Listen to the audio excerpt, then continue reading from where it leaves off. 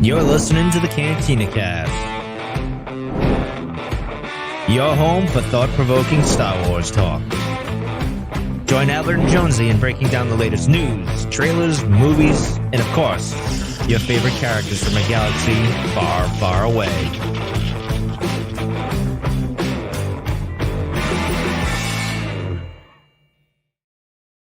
Hello, everyone, and welcome to the Cantina Cast. My name is Albert Padilla, and this is episode 384, The Rising Storm. We're going to call it Part 1 Overview. Tonight is the first in at least 3 episodes that we're going to dedicate to the High Republic. We'll be back next week with the Tempest Runner breakdown, and then we're going to revisit some of the characters and some of the situations, themes, that sort of thing in both the Tempest Runner and the Rising Storm as well the week after that. So we're kind of mixing a lot of things together, and we're finally going to be able to talk about this book. We've read this book. It's been almost 3 months now since we got our copies, and we were just waiting for the Bad Batch to finish. We had a 2-week break that we took off, which was much deserved given how things are going with personally with work for me. Not that you really care that much. But yeah, all that to say, we're back, and it's not just me, though. It's also this guy right here, Jonesy. Jonesy, welcome to the show. How are you doing? Thank you, sir. I'm doing fantastic. It's long overdue to get us going on this one, so I'm really excited about this. Yep, and it should be. I hope you guys, have enough food, water, drinks, that sort of thing, because it's probably going to be about a 2-hour show, given how much we plan on talking about it. And I think what we're going to try to do is really stick to the high level bullets. Although there are a lot of them, there are certain things that I do want to touch on that if we didn't speak about tonight, probably wouldn't affect anything. But they're just moments that are so cool, or I feel like, hey, we need to talk about these, or things that maybe we see as seeds that are going to be planted later down the road, or just bring up general questions. I definitely want to make sure that we cover all of that as well. So kind of figuring about an hour and a half to 2 hours, maybe more, depending on how, vocal and interactive you guys are as well. So yeah, that's the thing about this book. It was just, there's so much in it that you could pick so many different chapters apart. I mean, you have 76 to choose from. So you have no shortage of chapters to choose from. There's so many different things within each one you could really go and pick apart, or kind of jumping ahead a little bit. And it was just, kind of spoiler alert. This is my favorite, what's it called? High Republic book so far out of all of them. So there make a couple other good ones though, but this one by far is probably the best end to end and just start to finish without any kind of gap in it. No slow spots whatsoever. Yeah, I've been pretty vocal about where this sits with me in terms of, whether it's my favorite and all of that. And it is really high up there for me. I think there's so much going on in this novel that just resonated with me. I mean, it's a good novel on its own, but just on a personal level, some of the things that I was seeing and reading just kind of struck me from, how I view Star Wars, I guess, or what I remember reading about Star Wars or like it about Star Wars. A lot of that is in this book. I know I've mentioned this before, that Cavan Scott, if you go look at the very end of the book, he acknowledges Heir to the Empire as one of his influences. I've seen him post something saying Dark Empire was another one that influenced him. And I don't know where he is in the age range, but my gut tells me he's probably around our age, in that same vicinity, because he seems to be very hyper-focused on a lot of that stuff. And some of the stuff that he tweets about. He doesn't look as old as us, though. No, he doesn't. No. He looks a lot better. It's that UK He looks blood. a lot better, yeah. But yeah, so I think, it's maybe it's a generational thing or not. Either way, it's a great novel. And let's start talking about it, because we're going to skip over news and everything, because there's just a lot to break down here. But what were some of the things, I think, for you that stood out? Like, what were your first impressions? What did you like? And then tell me if there's anything you didn't like about the book. Ooh, wow. Well, how it ended, I think, was the one part we did not like. Or was it we didn't like it, but it was actually, I really did like it. I loved how they ended the book in particular, because it was finally like there was something seriously at stake.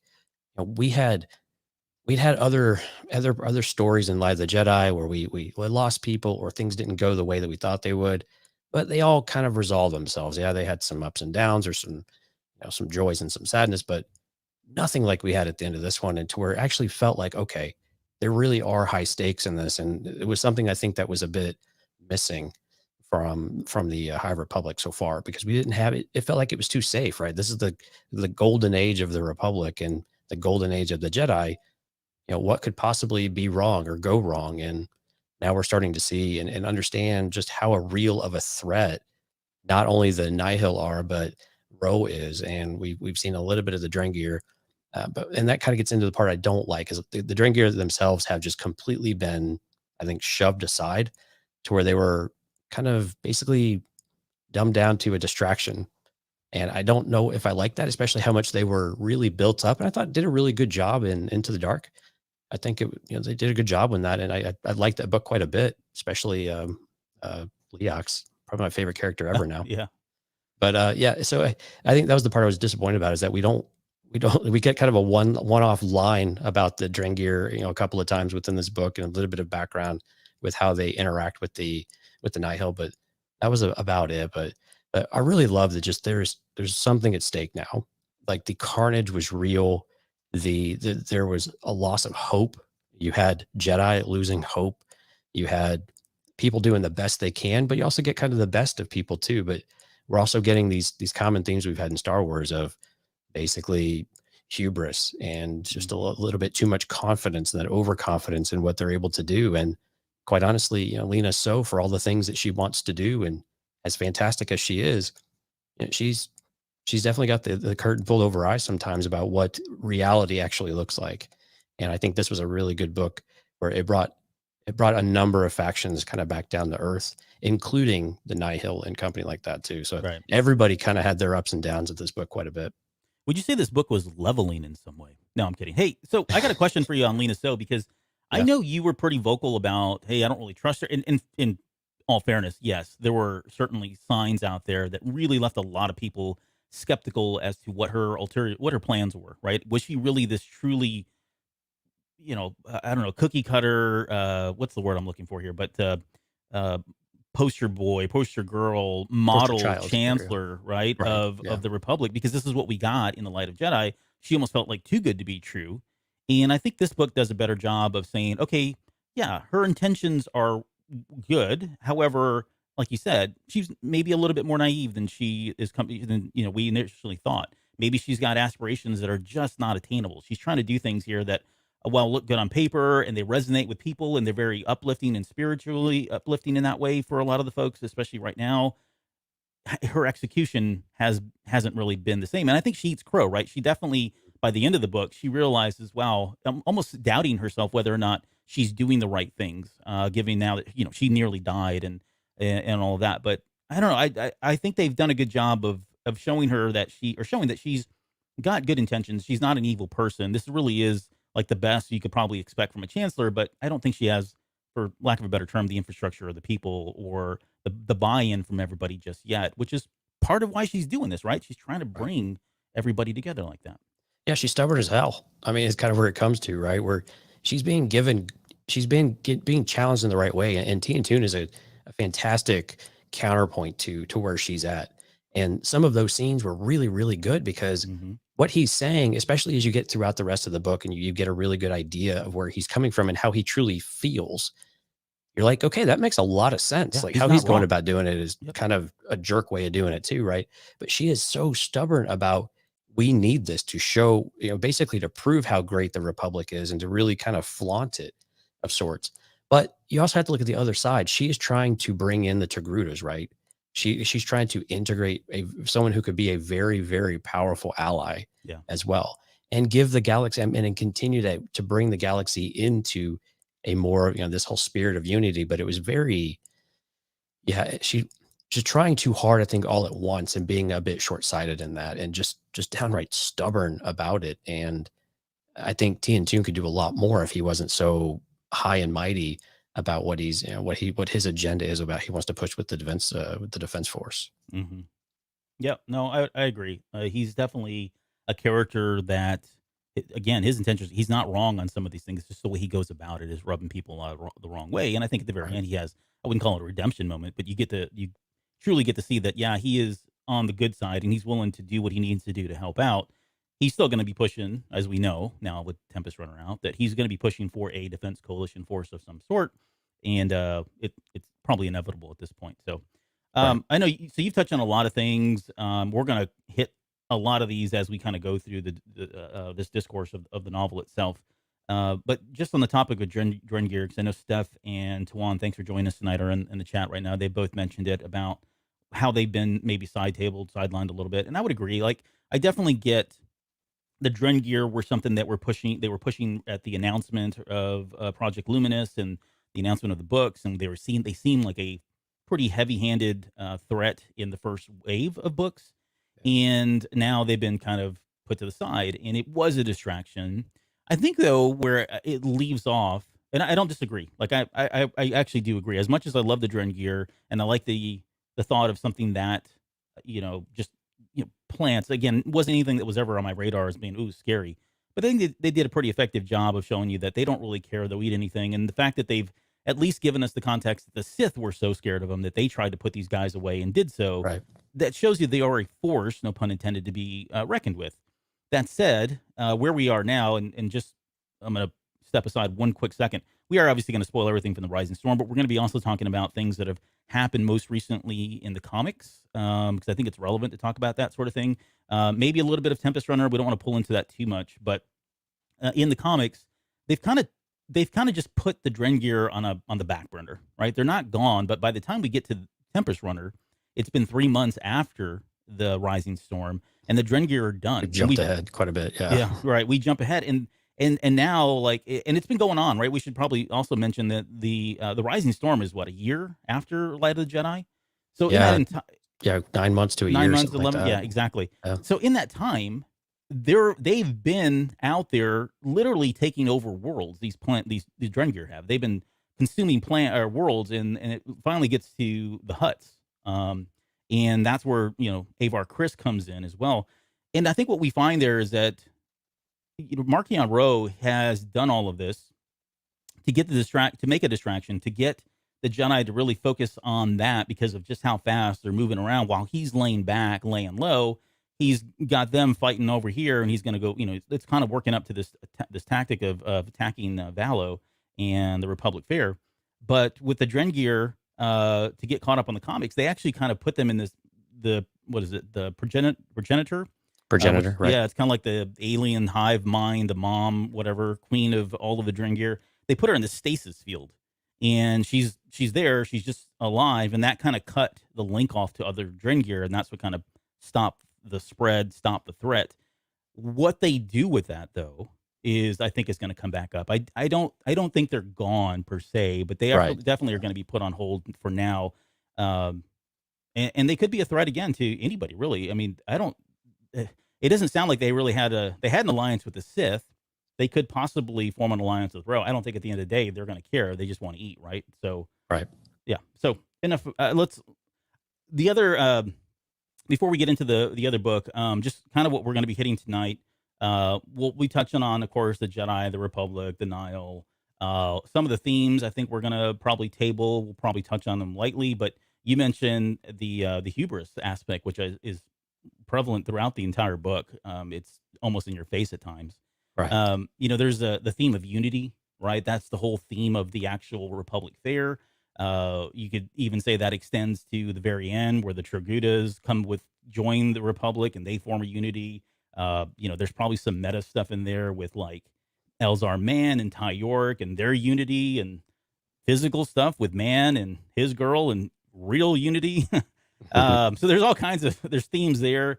The theme of fear is pretty prominent as well in the novel. These Jedi are definitely starting to get scared. And I just want to touch on this too, because I think you and I were talking about, you were down here in Austin and I think we were eating pizza or whatever, but not that that's important. But we were talking about, to give people a mental picture of what's going on. Yeah, we're sitting down eating pizza, talking about Jedi and fear. It was really a great conversation. But we had talked about, when this Project Luminous was first announced, the very end, that tagline mentioned something about the Jedi feeling fear, and that what was coming was going to be a threat to even the Force itself. Right. And I know that rubbed a lot of people the wrong way. I remember clearly on some of the message boards and Twitter and just social media, folks were like saying, well, they can't control the Force. No one can really control the Force. This isn't what that Force is. And I guess they turned a blind eye to what the Sith are doing. But but that's really kind of what happened. We had just, I guess, speculated that fear and the threat to the Force would be the absence of the Force. And I think what we're seeing is just that, right? Yeah. You've got the Leveler now who's come in, and that thing can negate all your Force abilities or send you into a spiral. We'll talk about what that was like at the very end. On top of that, so you've taken the Force away from them. So what do they have left now, right? They've got their honed skills just as people, or as humans, or beings, or whatever. But then they have, maybe their lightsabers or maybe their blaster weapons. And now you've got a threat that came out in the Rising Storm, where Lorna D has access to this device that negates lasers, whether they be laser swords, whether they be laser bolts. That if you put those two things together, what do the Jedi have at this point, right? Right. And they've Awesome. never nothing. They have unity, Albert. Right? They've got unity, hubris, and attachments. Right. Yeah. All the good stuff. All the stuff that's left is great, but it is definitely going to be enough to instill fear in everybody. That's at least a Jedi. Beyond that as well, but I think it also poses a real threat to what. I think it really calls the question: who's going to bail them out of this? Right. Right. I'm starting to wonder if it's even going to be the Jedi. Like, are the Jedi going to be the ones at the very end to get at least past this portion of it, or to get over the hump that we're in right now, going into that third wave? Who is it that's going to pull them out? I don't know that it's the Jedi. I think they're doing a good job of ruling them out, systematically ruling them out as somebody that can come forward. Whether it's the Republic, maybe it's just everyday people, as we had in the original trilogy, that kind of step up, with the exception of Luke, that step up and save the day. Maybe it's a Lando thing at the very end of Skywalker. Rise of Skywalker. Yeah. Maybe it's something like that. Maybe it's not the Fets, but the Mandalores. I don't know. There's got to be something there that's going to pull them out of all of this. So, anyways, that was my diatribe on fear and where we are with that. But any thoughts on, I guess, the fear and any other themes that you picked up before we move on to the actual story? Right. I think the one that struck me the most was all the attachments that we've seen through this, which is driving some of this fear as well. And I think none of it's as really tangible as you see with Bell Zettifar in particular. I think this is a great story for Bell, but I think also just the way that you see Jedi and how they are with the master and apprentice relationship. And we get this all the way into the other books that we're reading as well. And we just continue to see these bonds between student and master. And, it's very concerning what they have, because they're not equipped to deal with this stuff. It's the same things we've been dealing with for 40 plus years now of Star Wars, where they're just not equipped to be able to handle any kind of relationship. And where Bell and Loden ended up at the very end of needing each other so much was just so concerning on so many different levels as to why it was so important and why they made it really feel like a really great, good thing, when all I could think about was like, this is just going to end horribly. So, and it did. But again, we see the attachments continue to surface. Elzar Mann is attaching himself to whatever moves these days, and really is so obsessed about his vision and some of the, and we're going to talk about it, how he has to force himself into a vision, and fear is driving the Jedi left and right. And it's just picking up steam. I mean, it's not slowing down. It's just picking up steam, and it's growing to the other Jedi now, to where Stellan Gios is now starting to feel it, towards the end of this one, and to other content as well. Yeah. And it's a very concerning thing that is going to be plaguing the Jedi here pretty soon. Yeah. Yeah. Steph says, so basically they didn't get any better at attachments after hundreds of years. Well, this is the precedent they had. It was right. fantastic. They had a really great starting point. Yeah, exactly. I mean, in the end, it was probably Anakin more than anybody else that did a horrible job and failed.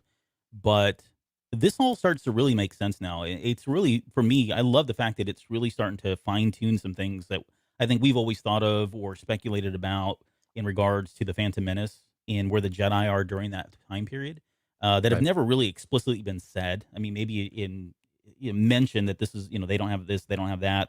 This is why they think this, but we're starting to see them put all that, the building blocks in place to kind of see where that's going, more on the attachment side than just about anything else. But more on that in a little bit here. So, okay. So in terms of how we're going to break this down, we're going to go through what, I think we've got basically 5 pillars, if you want to call them that. I want to talk about Elzar Mann and Ty York. They're two people on completely different paths when this book starts, and they end up being on the same path and continue on beyond that, which is really great. We'll talk about Bell, Ember, and Indira, as well as, Loden. We'll tie him as well. They've kind of got their one story going on. You've got Marchion Ro and the Nihil as another storyline. That's kind of the thread that's running through all of this and what they're going through.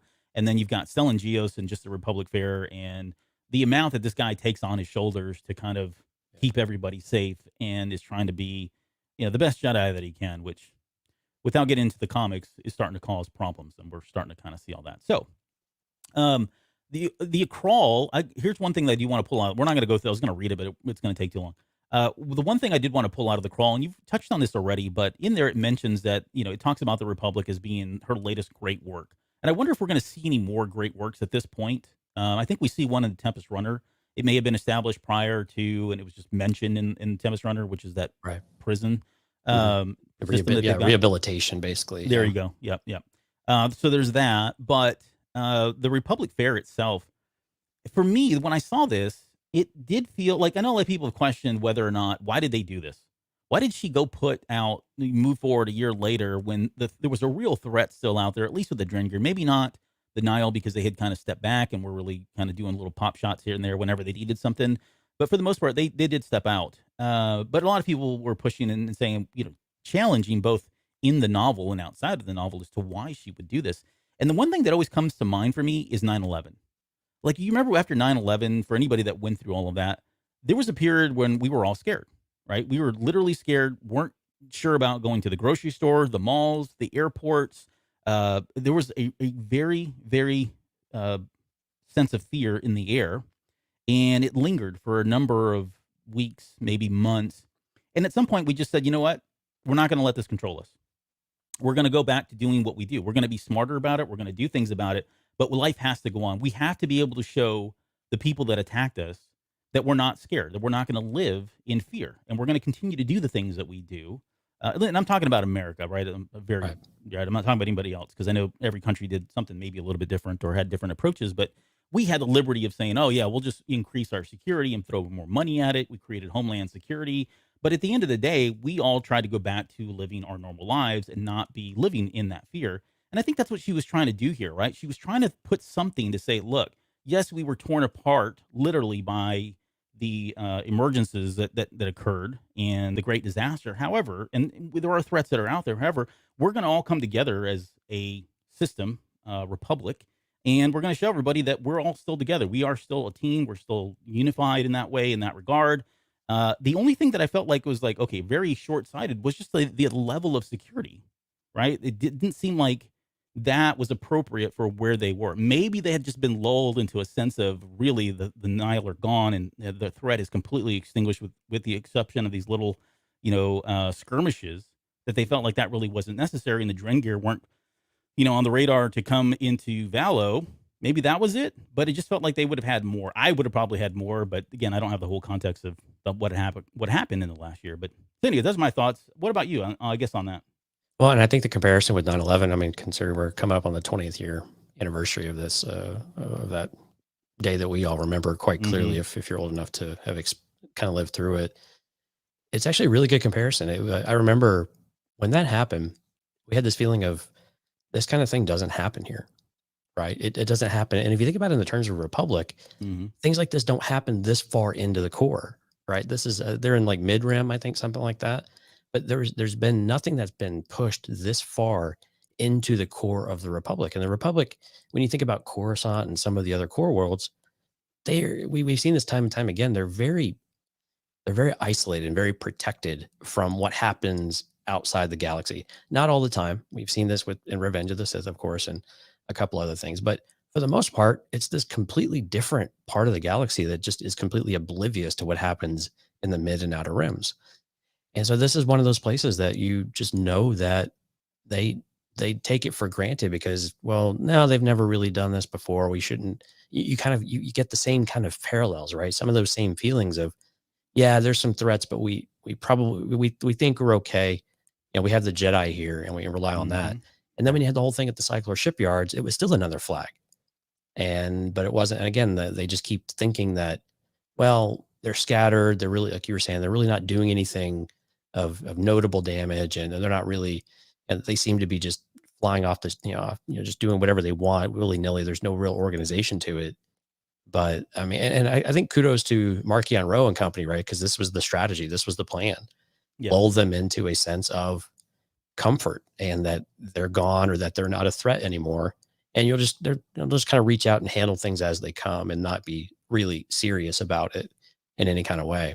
And they really exploited that type of thing. So I'm right there with you. The security in general, having really one or two Jedi, which was really what was the case, right? It was really Elzar, and then Stellan Geo showed up and a few others, but really it was just him overseeing the preparations for the entire event. Yeah. And part of that, I mean, we've talked about it, right?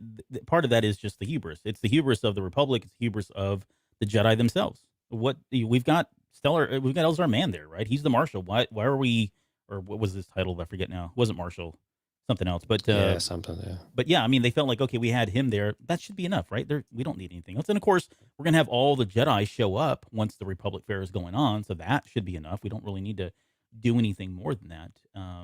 So yeah, it makes sense. It does. I'm not throwing stones at the story itself. I'm going to take it at face value. Again, it parallels reality, right? I mean, this is that same type of thought is what we had 20 plus years ago.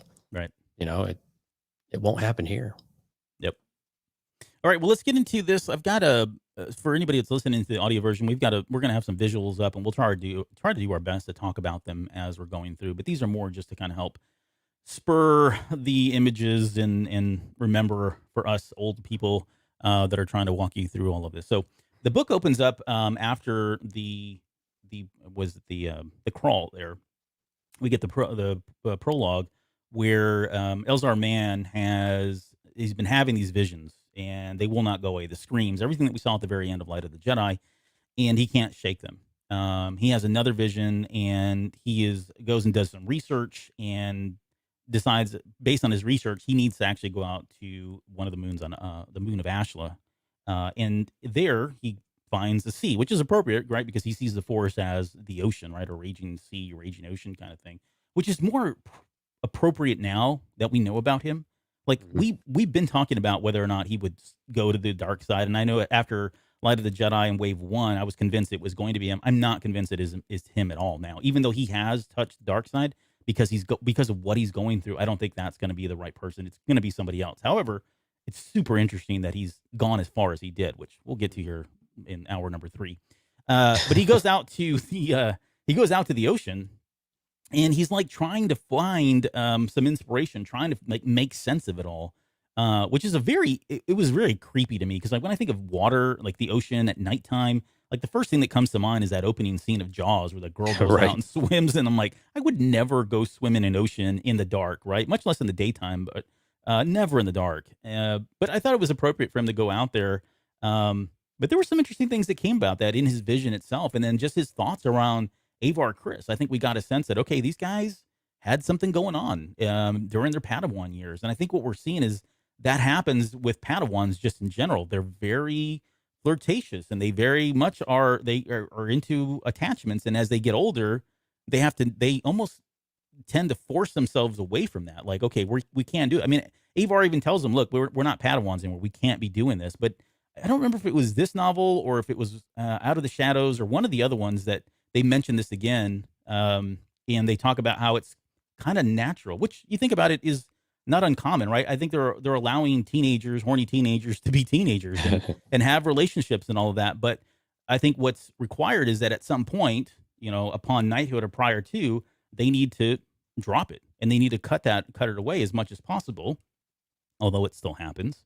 Right. But it's still very different than what we got from the Jedi and during the prequel trilogy as well.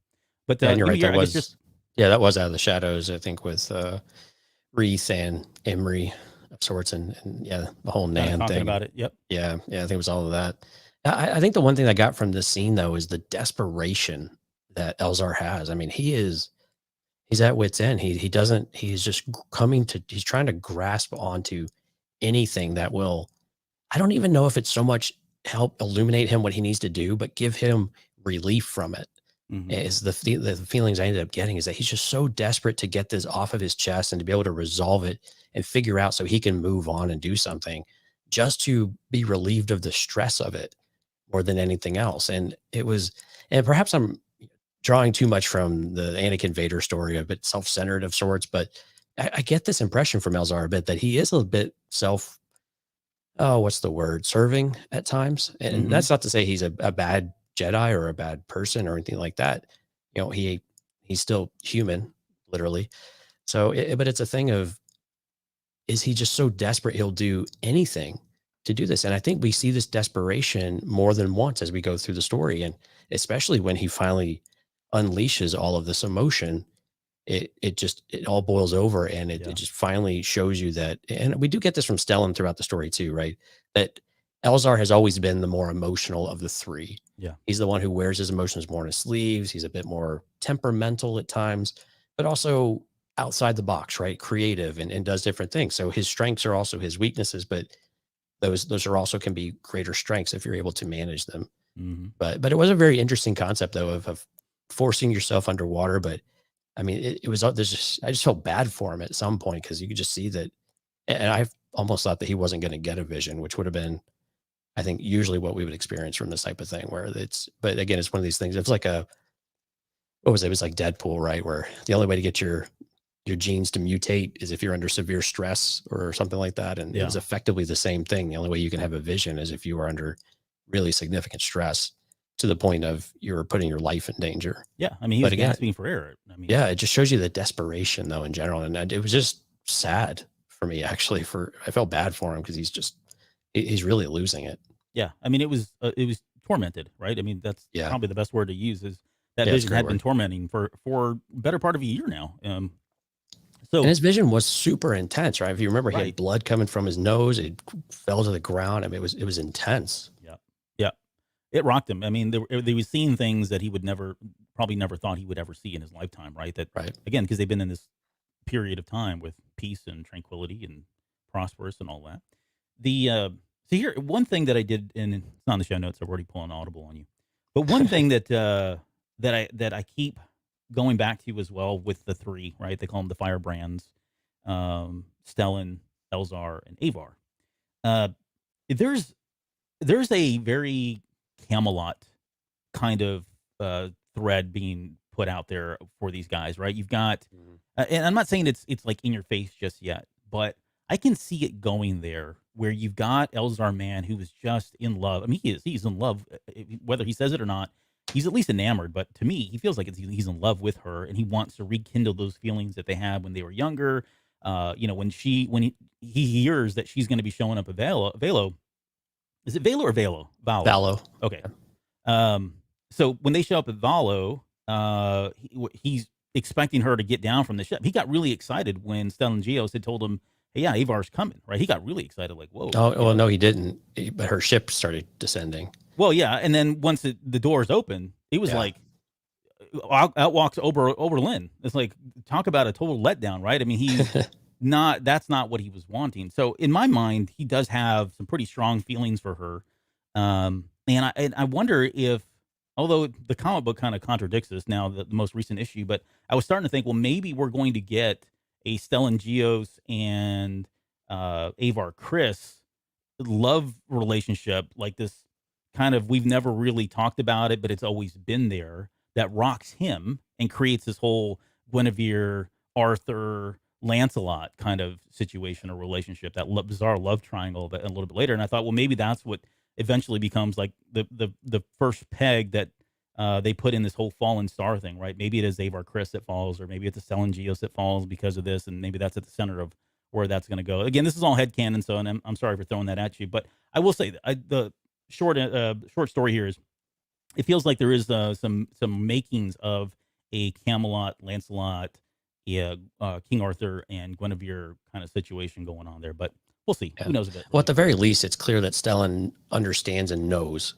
the thing between Elzar and Avar Chris. Mm-hmm. And I was actually happy to see the comic really made a clear distinction between that, but we also get the tension between Avar Chris and Stellan Gios at times too, where they butt heads now, between council members of what they think they should be doing, and then whether they agree on things or not. And you can tell it's not a lovers quarrel type of thing at all, which I was actually very relieved to have, but it's really more of there is a mutual respect there, but they both have very strong convictions about what they have, and they're just very different people. And I think this dynamic between the three of them, it's really cool that they had kind of a triumvirate already, and that they really probably complement each other quite nicely. as a group of Padawans and all of that. But I'm glad it's not going in that direction. I was more concerned it might go there, but I think Stellan in general, and we get this throughout this book a couple of times, that Stellan feels like he has to take care of Elzar. He's the one that has to look after. It's like this big brother mentality, right? He's always bailing him out of jail kind of thing. Right. Yeah. And I kind of view Stellan has this somewhat parental type of aura about him in general with people, even though he really sometimes feels like he's above everyone. I think there is a bit of arrogance there of, place and purpose, although he usually dials that back down and is very personable when he's able to kind of get over himself a little bit. But this book stresses a lot of that, right? That no one likes the sound of their own voice more than Stellan Gios does. Yep. Right. Especially when he's in teacher mode. Oh yeah. But it's great. It's great to have someone like Elzar, though, who can sit there and just poke at him too. Right. Just, hit all the buttons, do all the triggers. The key takeaway here is he eventually thinks that, he gets a vision. His vision, long story short, is he sees that he needs to go to Valo, right? And again, this plays into the hubris piece as well, because in his mind, he's like, the answer is I just need to go to Valo. That's it. And literally that's what he does. And he even talks about this in the novel, how he thought all he had to do was just show up and somehow this was going to fix everything. He didn't do what he was supposed to be doing, like, being the watchdog. He's out there in bed with somebody else, and he feels a lot of grief and regret after that happens. But again, it's just the arrogance of it all. He felt like he was just going to be enough by showing up. Let's move into the second thread here, which was the most interesting for me. Like the fact that it starts off early on in chapter 2, we get right into this out of the gate. This whole seeing Marchion Ro, which was great because we didn't really get to see a whole lot of them in the first one. Well, we did, but we didn't get a lot of background, and we got some of it here, although probably more questions now than answers for a lot of Marchion Ro. But essentially, Marchion Ro he's flying out to a planet, and on this planet, it's he's looking for something in the shrine, right? An ancient evil, as what we call this portion of it. But the really interesting aspect of it was Udi Dis. Like, I like this character a lot. I don't know that we'll ever get anything from him, but he's got a very interesting backstory, which we won't get into, other than he was basically a crackhead that Marchion Ro brought him in, kind of got him on his feet, and helped him to get better, and gave him a position of, I guess, power, gave him a seat literally seat next to him on the ship, and allowed him to call him by his first name at one point, I think, or Mark. I mean, he was doing all these things, and you're thinking, man, this guy really is, somebody's looking out for him. And the horrible, tragic thing is, Marchion Ro is doing this for a very specific reason, to use him. He's just a pawn. He's literally going to be fodder a little bit later. And it can't help but break your heart by the end when we get to the very end of his life, which isn't very long. It's like several chapters in when he kills him, Marchion Ro kills him. But the fact that he's force sensitive was also interesting. And we almost got the sense that Ro didn't even know he was force sensitive. And the minute he did, he brought him in and did all these wonderful things for him. But he brings him in here, and they're heading out to this planet, and they've could have, Udi Dis even tells him, like, why didn't we just use a path? Why are we navigating to this asteroid field? I have a visual here on our way there. Why didn't we just jump there? And he's like, well, I want to see you in action. And what he's doing, he's feeling him out. He wants to see just how well his force abilities are, right? He's got this natural ability to kind of feel everything spatially. And that whole race does, which is interesting. Yeah, the whole Telortai. Yeah, it seems to be a Telortai racial characteristic of sorts. Yeah, and I did not. Maybe they were in the Old Republic video game. You just don't remember that part. I don't remember racial ability. No, I don't think it was Old Republic. I thought it was a mobile game. I was kidding. That was a joke. Okay, you're Wow, Stellan. All right.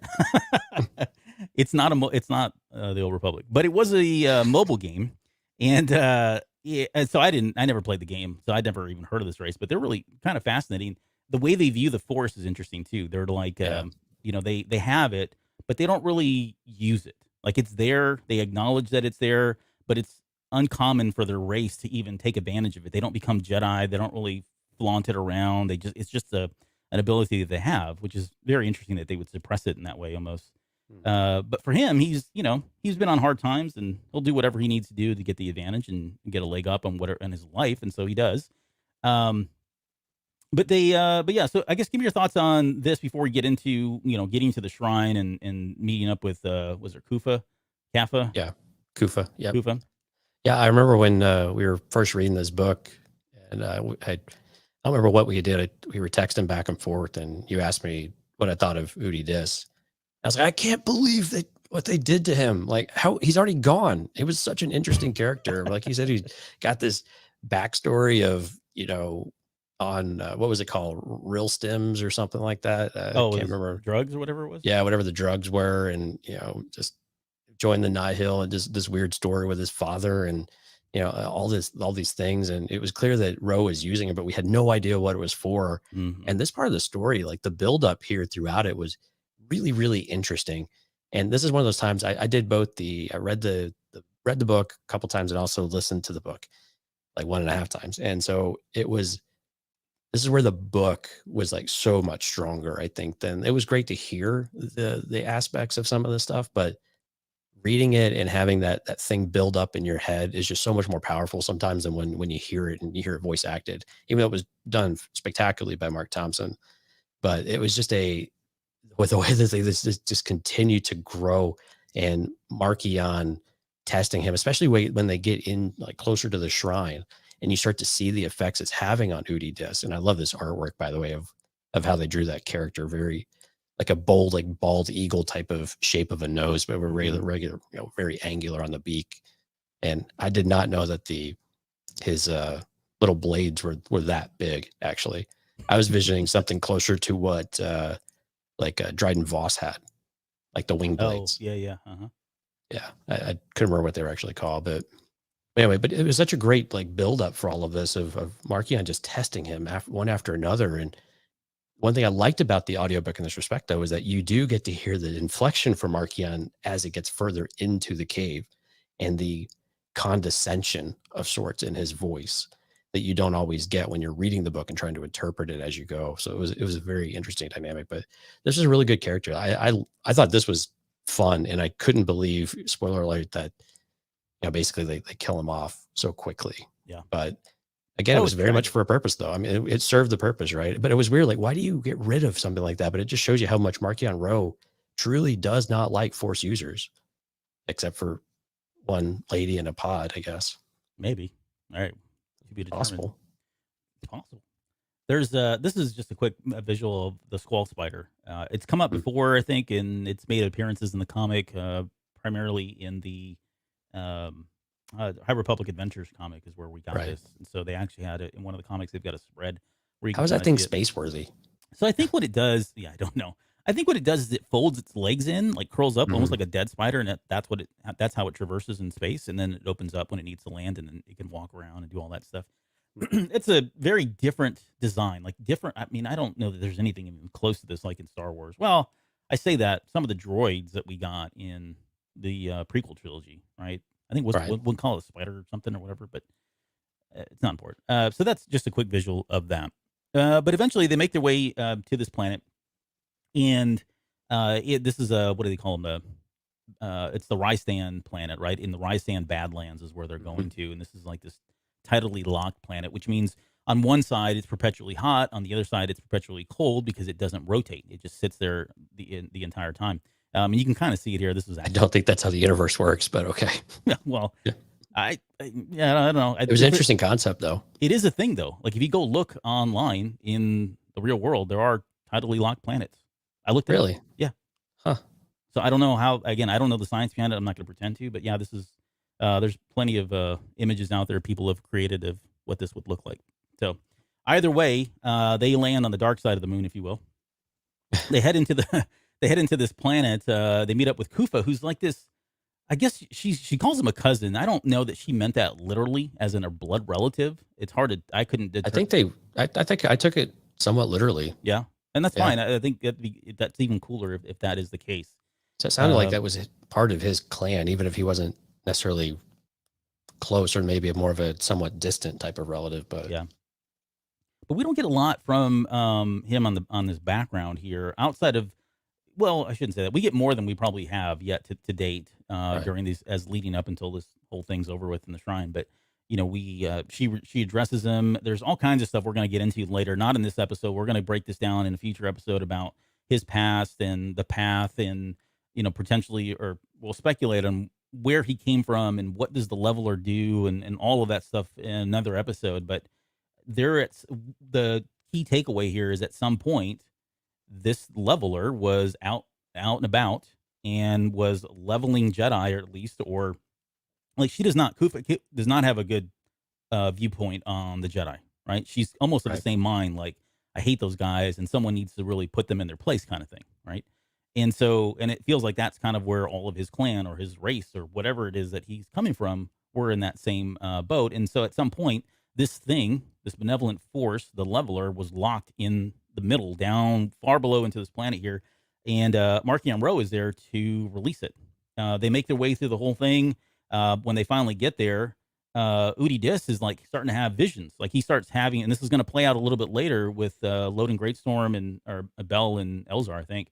But he starts having these visions as they get closer and closer, and he starts to realize that his senses are starting to dull.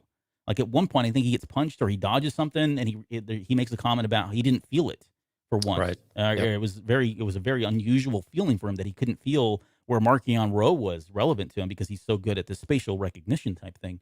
And that's just showing you that even though the leveler is encased in ice, this being is encased in ice, it still radiates this effect that negates the force abilities of force sensitive users. When they finally get down into it, there's another being that they fight. I forget what that thing was called. It's like this tentacle looking thing. Right. Excuse me. And that thing pretty much takes out Udi Dis for the most part. I mean, and it puts him on his heels. And it was Marchion Ro that wasn't Ro that stabbed him in the back with the saber. I'm trying to think if it was him or if it was the monster. Now drawn blank. No. Ro to Udi Dis didn't injure him at all. He just finished him off. Yeah. I thought it was. No, right. So Udi Dis gets stabbed in the back. That's when he falls down. He rushes over to him and asks him if he's okay. And, what are you feeling kind of thing? He's trying to get a sense of like, what was it like? And just, he's basically using him as a guinea pig to test whether or not, his force powers are being negated is really what it boils down to. And once he confirms that, he says thank you to him, turns around, slashes Kufa's neck or kills her. Then he crushes his head, steps on him and says thank you. And just, that's it. That's how he dies. And then, I guess he calls in at the very last part of this. He calls in for somebody to come pick him up. And then we don't really see these guys until really much later in the book, if not towards the very end. So I don't know. Any other final thoughts? I mean, it's a very tragic story for a character that like you said, they give you a lot of background and it really kind of builds up. And you're thinking, wow, this is a really interesting character. And then he gets his head stepped on at the very end. He's just done. That's just the end of it. So that's, Cavan Scott doing what he needs to do, pulling on your emotions like that. I liked how they did give a little bit of background to Marchion Ro though as well, where you're getting these impressions of what his culture is like or used to be like, as well as what his, for lack of a better word, his clan's history with the Jedi or with Force users in general, if we're going to generalize that a bit more, and understand that there is bad blood between them. And the term the leveler is very appropriate to level the playing field, right? And just have something that neutralizes their abilities. Although this is really, I mean, you see the writing on the wall pretty quickly with this one, even though they're still very vague about what the leveler is. And there's these droids, and I think that's the part, the droids I think were involved and ended up getting Udi Dis stabbed. There was a fight there. But it's just this weird, I kept calling it a shrine, and not necessarily a beast or an animal. And so it was very unclear what they were exactly doing or what was happening this entire time. So the buildup for this, Cavan Scott did a fantastic job on it, but it really did give you a little bit of idea of where Marchion and Kufa, and it was clear that Kufa knew quite a bit. And she just had this like crazy aunt type of vibe to her though. And which was irritating because you're like, I want to know more. Just quit being crazy for 5 seconds and just tell us what you know, please. But stop being cryptic at times. Yeah. Right. Yeah. But then you get the impatience of Marchion, this kind of youthfulness that he's got an issue, or that his father, because he has these kind of visions too of his dad and all of the daddy issues in Star Wars, of course. But it was like, just please give us a little bit more, because we're missing something really important about the backstory of the Ro family, or whatever you want to call it. Yeah, and it just came back to me. I think it was one of the Sentinel droids. We kind of we kind of glossed over. This is the issue, not going chapter by chapter, but but the Sentinel droids had a fight. Yeah. he got stabbed by one of the Sentinel droids because his force powers weren't working. Yeah, he couldn't sense much. Yeah. Yeah, and he thought Ro was going to save him, and no, did quite the opposite. The whole imagery though too of that leveler being in like a shadow that's just kind of sitting there. I mean, we still don't really have a lot of detail in terms of what it looks like. Even at the very end when this thing's running around rampant, we just know it runs on all fours and it has a lot of teeth. I think is probably the best that we got from it. But yeah, that whole scene and just how they set it up, and yeah, tons and tons of questions around the shrine and what was it for, and they use something called a path, which is a pronoun, like a proper noun. They actually use a Right. capital P. So we got to get into that too. Like that, I'm like, well, okay, so what is that? What is the path now? I mean, they've talked about paths and the paths, but not in this sense. And so there's a lot of mystery. Yeah, this was almost more like it's a. Oh God, it's been a few years since we spoke about this, but those like the trials, right? Where you have to walk the path to transition to the next step, right? Mhm. These what are they called? We used to talk about this in the very early shows we did together, but It's anyway. about the force sensitive, like the force followers and stuff like that. You mean? Oh, Or- like the Vision Quests and things like that. Oh, I think right, is what right. yeah. Things, similar things like that, where you've got to go and accomplish something, and you have to walk this path, and you have to do the certain things, and it felt very much like a journey, in order to like a spiritual journey, almost of sorts. Mm-hmm. Yep. We're gonna move over to Cyclor. So Cyclor. Well, I didn't put anything in here for Ty York. There is a thread. We'll come back to Ty York in a little bit. Just quickly on her, we're introduced to her very early on. She is a monster hunter at this point, and there's a. It's so funny. Everything that's come out so far, he's been very clear. He being Cavan Scott of ensuring that somebody says, "Will you help me?" Right, and they call it out, and it happens like twice in this book. It happens in the comic book as well in Monster at Temple Peak. But she's a monster hunter. I think at this point after this, she says she's going to be done. She's only going to stick to monster hunting, and she's not going to be doing anything else. But I guess the long story for her, I guess here real quickly, is she's been hired to go save some kids on a certain planet. I'm trying to Safrina, I think is the name of the planet. Yeah, something like that. And she gets into a battle with some Drengir. I think we do have an image of it. I forgot I may have these out of order here. Here we go. Tyyork. Yep. I love her lightsaber. It's a very cool design. And the spikes, I always wondered, like, what would happen if you stabbed somebody? Well, this book actually addresses that later on as Right. well. We But, actually found that this is an addition she made to it after leaving the order too. yeah, And we didn't She- find it. It's not in this book, but we see it in other material. spruced it up a little bit. Yeah. But this is she does eventually find out that these kids are missing, and there's a Drengir. She gets into a whole battle with them, which was a really cool, very cool in terms of how he described that battle. And I think he did a really good job. For me personally, I think he did a good job of explaining a lot of these battles. Like sometimes they can get really into the weeds in a lot of the details, and you kind of get lost in some of that. I think he does a good Unintended. job of yeah, exactly. But yeah, yeah, pun intended. But I think he does a pretty good job. Cavan Scott does a really good job, actually, of describing a lot of the battle sequences without giving you too many details. It still give you the visuals that you want. And on that Right. regard, that's what reminded me a lot of Heir to the Empire. Like there's so many battles and so many things, and it's easy to get lost with Thrawn and his tactics that I think Zahn does a really good job, at least in that one. Later on, I think he's kind of veered off a little bit, in my opinion. But it was similar here. Really good way of describing it. But yeah, so she ends up doing this, and then she just kind of goes on to this next mission that somebody wants her to basically escort her, kind of hire her as the muscle, and head out to the Republic Fair. She doesn't really know the inner dealings of what's going to happen, and she accepts the deal or whatever. And we'll come back to that here in just a little bit in terms of where that's going to go. A very light introduction for her. We get a lot more later on in the book, and then if you picked up Monster at Temple Peak, there's a lot of information in that one as well. So good stuff. She's really becoming a character. I wasn't like on the bandwagon with her when this book came out. It wasn't until like the second or third reading, and then certainly after the comic, that I was like, okay, yeah, I kind of do really want to know more. Any quick thoughts on Ty York before we jump into Battle of Cyclor? I'm liking where she's going as a character. We'll talk a little bit more as we get into Valo and the actual battle and a little more about her journey, I think, as we get into other episodes too, throughout the coverage here for Rising Storm. So won't get too much in the detail right now because it's all pretty introductory for her. But I'm becoming more and more of a fan, especially if like the Monster at Temple Peak looks like it might be something really interesting as well. So if you're into comics, you might go check that one out. Yep. Fantastic artwork on it, by the way. Oh yeah. Is it Rachel Stott? I forget her last name, but man, it's good stuff. So, okay, so then we cut over to, so now we're getting into Bel Zedifar's kind of storyline and what's happening with him. And really, this is just kind of a setup to set up some things that are going to happen with the Nihil. But essentially, you've got this Innovator class, this ship called the Innovator, which this is the actual artwork that they produced for it. And it's, the top of the line ship, right? The best medical facilities. They've got tons and tons of Bacta on here.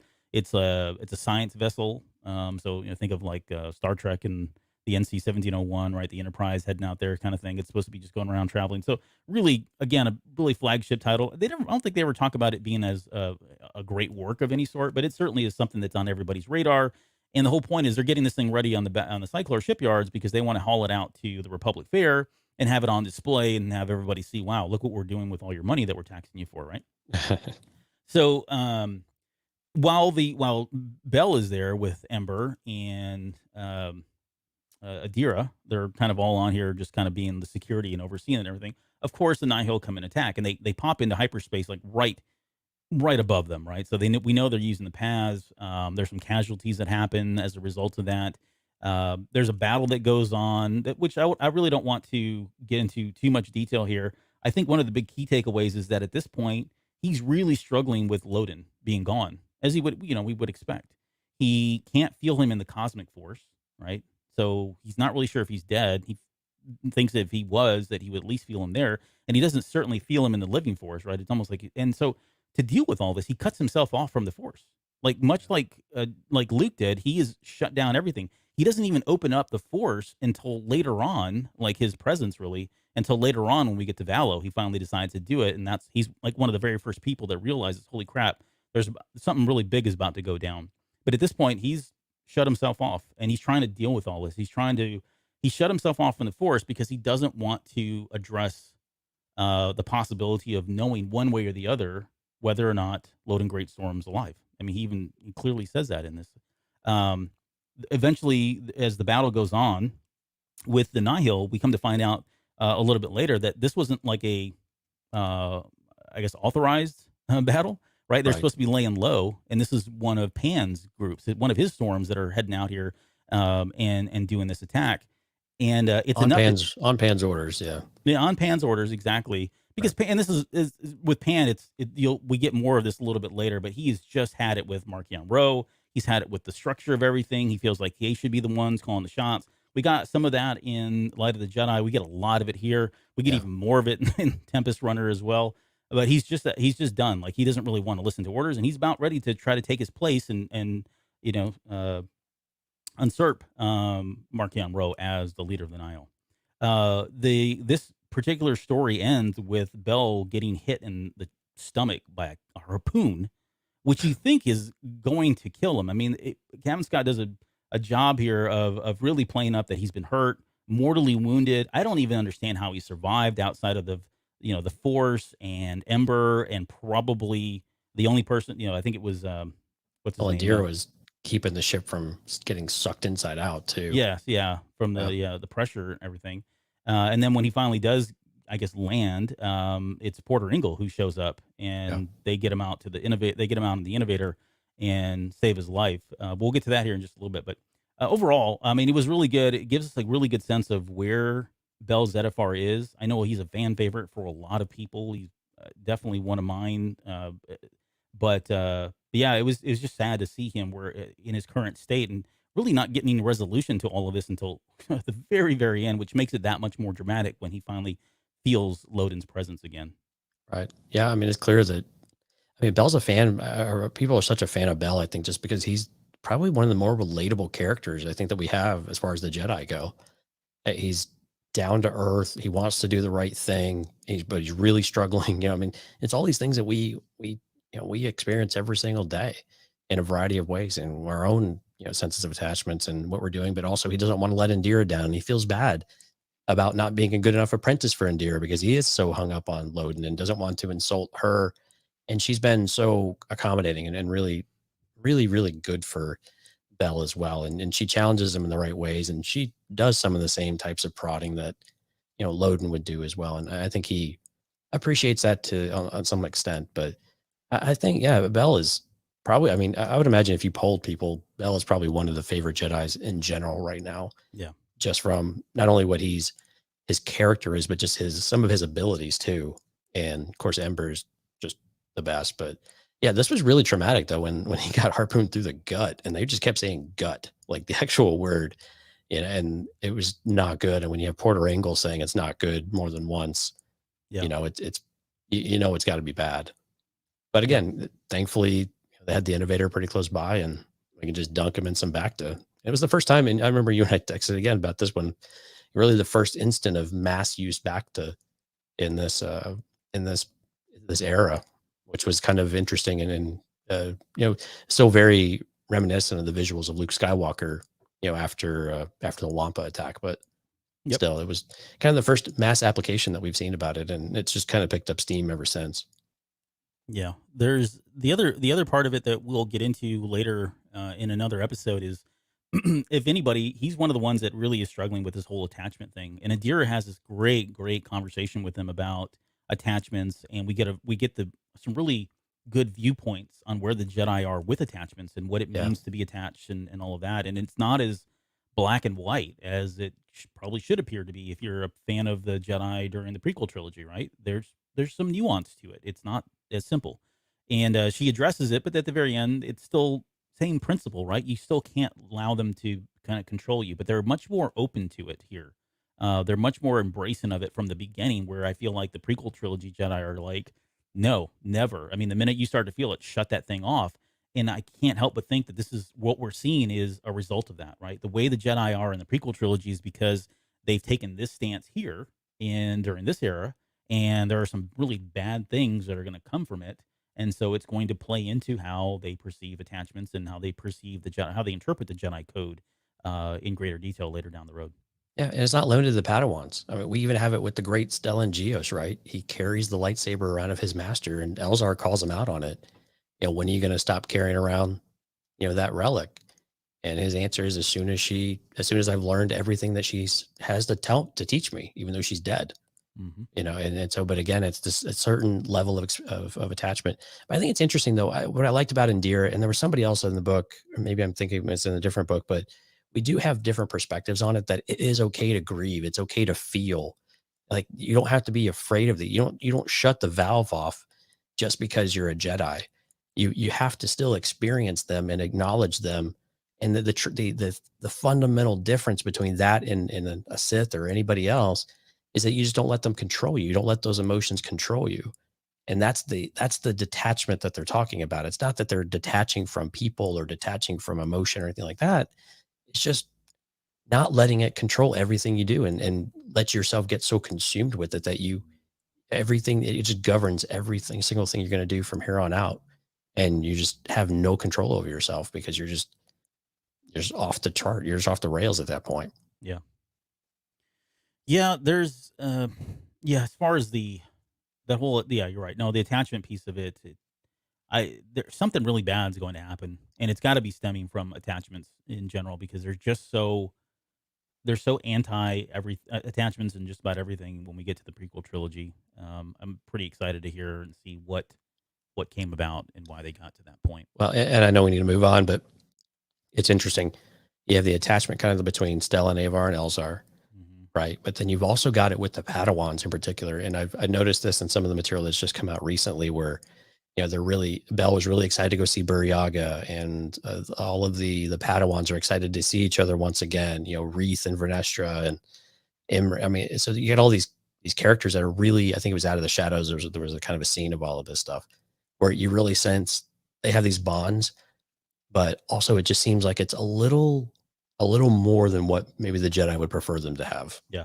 Not necessarily relationships, like physical relationships or hormone induced relationships, but just the friendships they have and the attachments they have to one another and the types of things that they depend on one another for are quite a bit more than I think they prefer. Yeah, I think you're right. I think it's an Out of the Shadows. Somebody mentions that they're thinking about who was going to be somewhere they were going, and they were really excited about it, and that was going to make them feel better, right? They're relying on that to Yeah. make them feel better rather than relying on the Force, which is probably a no-no given what we know about the prequel trilogy, Jedi and beyond, or maybe it's not, right? So this is some more images that we're throwing up here. If anybody was wondering what the scav droids look like, that is an image of them. That's from the comic book. So almost looks like those things from was it the Matrix trilogy? Yeah, they Right, do. those It's like tentacle looking things. yeah, it's like a cross between a Imperial probe droid and something from the Matrix. Octopus of some sort. Yeah. So those are those. We mentioned Porter Engle saving Bell here. Portly Engle. Portly Engle. He's a little bit bigger, but I said, it's that joke of like, hey, do you want a skinny chef or do you want one on the heavier side? Because the heavier side presumably has better food. So, and not that I believe that. That's just one of those funny things people talk about. So there's some other drawings that are out there. I also don't expect to see him smiling ever. Yeah, exactly. Before we get into the calm before the storm, I guess the last thing on the Battle of Cyclor, because it is related, is just this chapter. I believe it's chapter 13, where Bell touches death, like he's on death's door, and the Force, he can feel it calling to him and telling him just to let go and to be one with the Force, right? The cosmic force is trying to pull him in because he's just about ready to die. I really thought he was going to go. I really did. And I thought, wow, this is Cavan Scott giving us a lot of insight into what that experience is like for Jedi. And it was interesting, I guess, a couple things. Number one, we never got the sense that he knew anything about converting to a Force ghost. And I wouldn't expect him of anybody, right? I mean, this is a debate that people are already having about whether or not the Jedi during this time know that ability. I would say no, because Yoda doesn't have it and isn't learning it until a little bit later, until Qui-Gon teaches him. But actually, I saw some instances where I think they do. Really? But yeah, we can debate another time. Maybe Yoda doesn't know. Right. Yeah, I think Yoda might not know at this point, but yeah.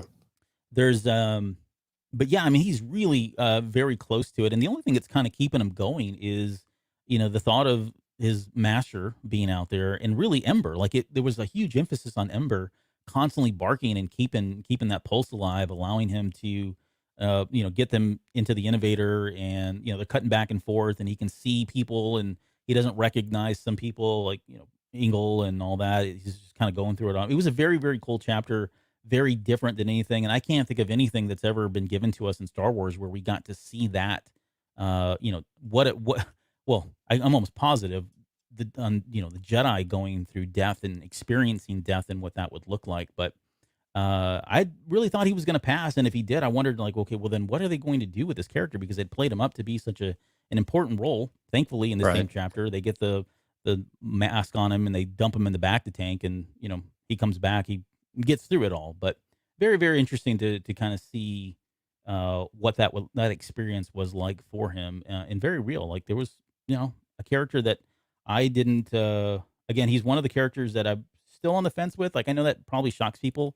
I haven't really found that he's interesting, but he's not like one of my top tier characters yet. But it was still, at the same time, I felt vested in him, and having him go through this was kind of real. It was a little shocking for me. Right. I mean, when you take it's like him and Vernestra are probably two of the truly up and coming pride of the orders, and I think he's just starting to get known, which is making him more interesting, because I think until he's injured, a lot of the masters didn't really know who he was. It was basically Stellan didn't even know who he was. Yeah, exactly. But now they're starting to see, and now he's got a different place in the order than he did previously. But I wasn't really concerned that he was going to die. It was pretty traumatic, though, that he was so severely wounded, though, to where it made you at least consider it for a minute. Mm-hmm. Because again, I think, yeah, we're too invested in that character for him to go that quickly at the beginning of a book. But again, we talked about this in Discord a week or so ago, that we were talking about kind of the Death Watch type of thing, and then in the High Republic, and what's it going to take for things to start to unravel. And you and I were talking with some folks about debating about what that's going to be. Is it going to be more of a master, or is it going to be more of a student that's going to have to die for something to really have the wheels start to come off more than they already have in some respect? But yeah, but I'm glad he's still with us. He's a good character. Yeah, I wish I could say the same about Loden, but like he was the character that I felt like was another one that Scott or Soul did a really good job of, you're very relatable. We like him. He was funny, and I think that was the big shocker at the very end, obviously, of that book. And then to have him come back in this novel was like, oh man, you're just cheering for the fact that they were together, especially the condition and the state that Loden was in, and then to lose him was just, it was shocking. It was pretty. Well, and the confusion with his discussion. Yeah, and we'll get to it, but yeah, we'll talk about the weight of that here. I feel a little gypped on Loden still. I'll be honest, but yeah, we'll get there. Too soon, too fast, too soon, kind of thing. Too soon. Yep. The other images that I had in here, just to kind of go back, so this was what I was supposed to throw up when we were talking about Ty York taking that mission over to Valo. This is official artwork, so that's her heading out there, and then that's her actually showing up with, I think that's is it iridium or whatever that toxic mineral is or something, or is that the device itself? I forget now. Yeah, but that's Tia Toon. So the Sullustan that is kind of a pain in the crawl on everybody's side on the Senate, which we were having a conversation, I think, before we came on board, or maybe it was the beginning of the show. I don't know. It's already been an hour. But we were talking about whether or not he was, in the right. Is he wrong? Is he just, all that? We'll come to him in a little bit, but that's what he looks like. He looks as slimy as you would expect him to look. Although I think he's a good guy. He's just got he means well. He means well. He thinks really he does. I hate that. I mean well, Master Jedi. All right. Excuse me. So this is Valo, again, official artwork here, but this is where the Republic Fair is going to take place. We talked about her message, I guess Lena So's message, and what she was trying to do already. I kind of jumped the gun on that one. But I think one of the interesting characters that's introduced here is Samra Raoun. This is the lady that's in charge of the coordinator. She's basically the wedding planner, if you will, right? The event organizer of this entire thing. And Samira is pretty impressive too. She's got her stuff together. Yeah, she does. Like from a project management perspective, like you can really appreciate what she's doing here. Right. I think they make a note of that too. Like he calls that out of something about how she's just on top of her game all the time. So I just took it at face value. It's like, yeah, good. We need more people like that in our world. But there's this is a high profile event. They've got cameras that are going to be there. Everything's going to be on display. I mean, they're going all out with all of this. With the Republic Fair. In attendance, they've invited just about every system that's part of the Republic and more, like the Togrutas, who they've invited as well to come out here, which was interesting because I didn't realize they were not part of the Republic at this point. Of course, that changes towards the very end. At least there's an alliance that's formed. But there's some debate that goes back and forth on who should be protecting Lena So and who should be protecting the, what's her name? Regassa. I can scroll down. Yeah, we just call it the Regassa. The Regassa, so the matriarch of the Togrutas, right? There was a lot of debate about who was going to be guarding her, who was going to be the personal Jedi that was assigned, and there was talk of Avar Kriss, Elzar Mann was not on anybody's radar that I remember. I think Porter Engle was the one that was kind of everybody was bringing up because he'd been around for so long, but he's not a diplomat whatsoever, right? No, he's not. But there was some bad blood that Avar wasn't at this either. They really thought it was a bad form that she didn't show up. That Avar was doing other things. Well, and I think that's up for debate too. Like I really think they're going to get into that in the comics going forward. Especially we already saw kind of inklings of that when we talked about earlier between her and Stellan. But I think there is an argument to be made. It's like, okay, what would this have been like had Avar Kriss been there? Like their number one problem, if you really boil it down, pull everything back, their number one problem during the Battle of Valo was communication.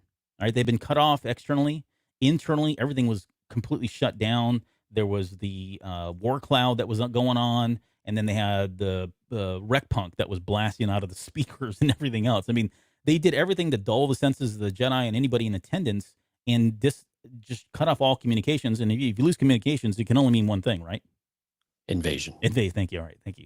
But yeah, so they did enough there to cut the communications off. But then you got to wonder, okay, so what is Avar Kriss? What do we know her for outside of, we know her for a number of things, but primarily we know her that she was one that can pull everybody together and be this one collective unit that can see and feel. And we saw that in play twice during Light of the Jedi. So, would things have been different? I think the answer is yes. And I think a lot of people are looking at this are going to reflect back on the Battle of Valo and say, hey, this would have been different had you shown up. And you didn't. And so that, does she bear that responsibility? Is she going to bear that responsibility? Are people going to hold her accountable for that? On the same time, they had their best person out there fighting a bigger battle, right? If we take it from what they tell us, there were a lot of worlds that were completely consumed, is the word they use, by the Drengir. So this Right. wasn't a small threat. This wasn't a minor thing. She wasn't out, lollygagging out there doing whatever. I mean, she was doing a lot, and we see that in the comics. We don't in the books, so you just kind of have to go look at the comics. But yeah, it was a real threat. It was a relevant threat. It was a distraction, but I don't know. Do you think she's going to put that burden of responsibility on her in any way? It didn't seem like it, at least in the first comic, but I wonder if that's going to creep up a little bit later. I think we get there's some dissension, I think, between her and Stellan. I think there's disagreement in general about where their resources should be redirected. And I think between Avar and even the Republic, I think there's still some disagreement about what is more serious.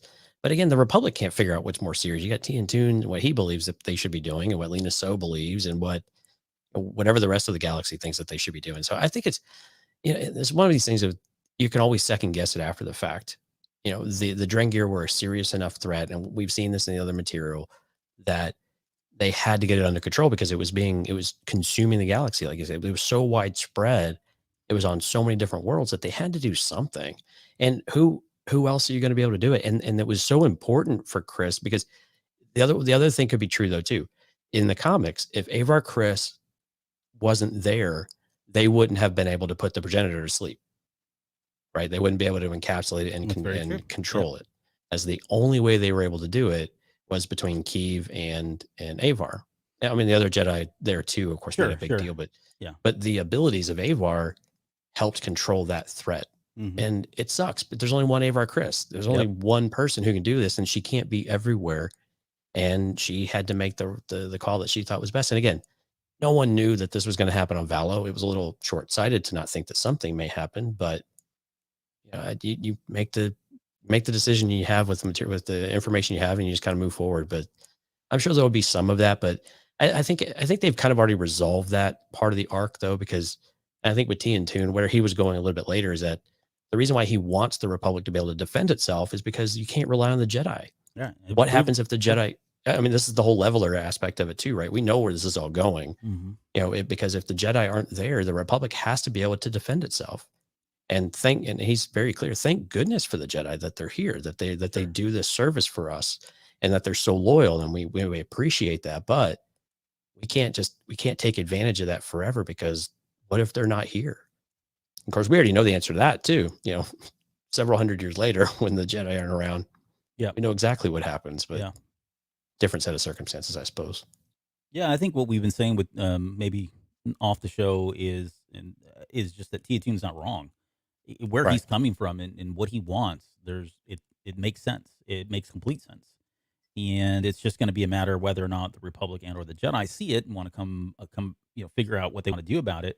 I think a little bit later, and not to spoil anything too much, but in Tempest Runner, they do make mention of a force that's been set up. And I don't know, we'll probably get more on the comics. I think they're going to start touching on it, but it does sound like something has started.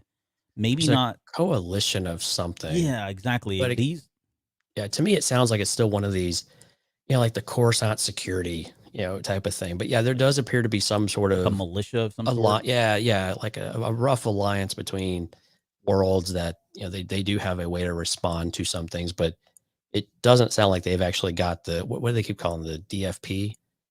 Yeah, Defense Coalition, or no, Defense Force Program or something like that. Republic Defense. Oh shoot. Yeah, it's been 3 months, man. But yeah, right. I think it's the DFP or something along those lines. Yeah. Anyway, it's a defense. The Republic would have an actual army, effectively, or a military, to be able to handle their own business. Kind of like the United Nations kind of thing, right? Where they get people that come together and defend, supposedly. Right. Maybe more effective. Yeah, maybe. Conceptually, that's on top of not right. Real world application or practically. No, not that at all. This is really cool. This what we've got. We're showing the Spirit of Unity, the Republic Fair. This is official work. It says Chancellor So invites you to Valo, the Republic Fair, Spirit of Unity, and it's kind of like a poster that you would see plastered everywhere. Oh, and I absolutely love that they have like a theme song for the whole event, which to me just screamed, "It's a small world." Yes, yeah. I mean, So somebody, I can't, on Twitter, somebody brought it up, and I think he did confirm that was what he was going for. And you cannot read that and not think it's a small world after all, playing the entire time. Oh, Mark Thompson sings it on the he? audiobook. On the audio? Oh my goodness, I got to listen to that. It is glorious. Yeah. But I guess he was trying to evoke those kind of feelings and that, the thought of all that. So I could just imagine what that was like to record that and how hard he must have been laughing afterwards. when I think at one point too during this book, isn't it just like constantly on play while the battle's going on, or and then before the wreck punk starts kicking in? Right. You can imagine sitting there doing that. But yeah, this is Tawan says it's propaganda at its best. Yeah, probably it is propaganda, some form of propaganda. Let's talk about just quickly the Republic Fair itself. It is they're celebrating science and innovation, the arts, cuisine. They've got these, I'm going to call them floating dioramas, but they're basically these floating islands. You can kind of see them here in the picture. These saucer. They're fantastic, things. Yeah. And they've taken a total of 42 islands, which, by the way, I've confirmed with the man himself, Mr. Scott, that 42 reference and some of the other 42 references in the book and his comics are all direct references to Hitchhiker's Guide to the Galaxy. So anybody that's read that book or knows the number of 42 as being the answer to everything, he's a huge fan of the book, and he keeps throwing that number 42 in there. So every time you see it, just think Hitchhiker's Guide to the Galaxy. That's where it's coming from. But 42 Sky Islands, and they've got basically they've recreated the environment of these 42 places within the Republic. And cool, it's kind of cool. Like you can float around to each one of them, right? And kind of experience, what is it like to be on Alderaan, and what's it like to be on now Hutta, or no, they're not in the Republic. I'm just kidding, but different regions or planets or whatever, right? I put in here they've got Rykrit wraps. It's funny that he got into the food, so you can get bantha milkshakes. They've got Rykrit wraps, like I guess it's a sausage wrap of some sort. Maybe it's in my head. It's what it is. And they got petting zoos, which I thought was really cool. And then they described one of the animals in the zoo, and I thought that's not an animal I want to pet. Was the Hygrath or the Hagrith or whatever it was? Yeah, with all the teeth and of course it gets loose later. Yeah, right, exactly. Now that chapter it was very Jurassic Park. Yeah, that chapter opens with him looking at that thing, talking about it, and you're like, holy crap, that thing is going to get out and just tear people apart. And yeah, it does. And in fact, it eats. What's her name? Mantessa. Mantessa. Yeah. Yeah. It eats her, like her, and she's the mom of. That's great too. One of the she characters annoyed later. me. Yeah, she did. I'm glad she was not a good person. They ate her. Oh, let's see. But yeah, this was fantastic. I mean, this was really cool. The whole concept of it, of being able to fly from, at least they have these pods that take you, and the pods are also decorated in the style and the culture. It's just supposed to immerse you. And again, the idea is that everybody can experience everything that the Republic has to offer. You can understand just how wonderful and how different and just how unique they're in a position they are, that they can have so many different representations of it all and be able to experience in one place. Now, the side effect of this is that this is a rich people's event, right? Which is Toon's problem, because they have dumped a ton of money into this thing, and only a fraction of the galaxy can really enjoy it. But of course, they're gonna holonet it all. They're gonna virtual, everybody's gonna zoom in, basically, live right? Stream.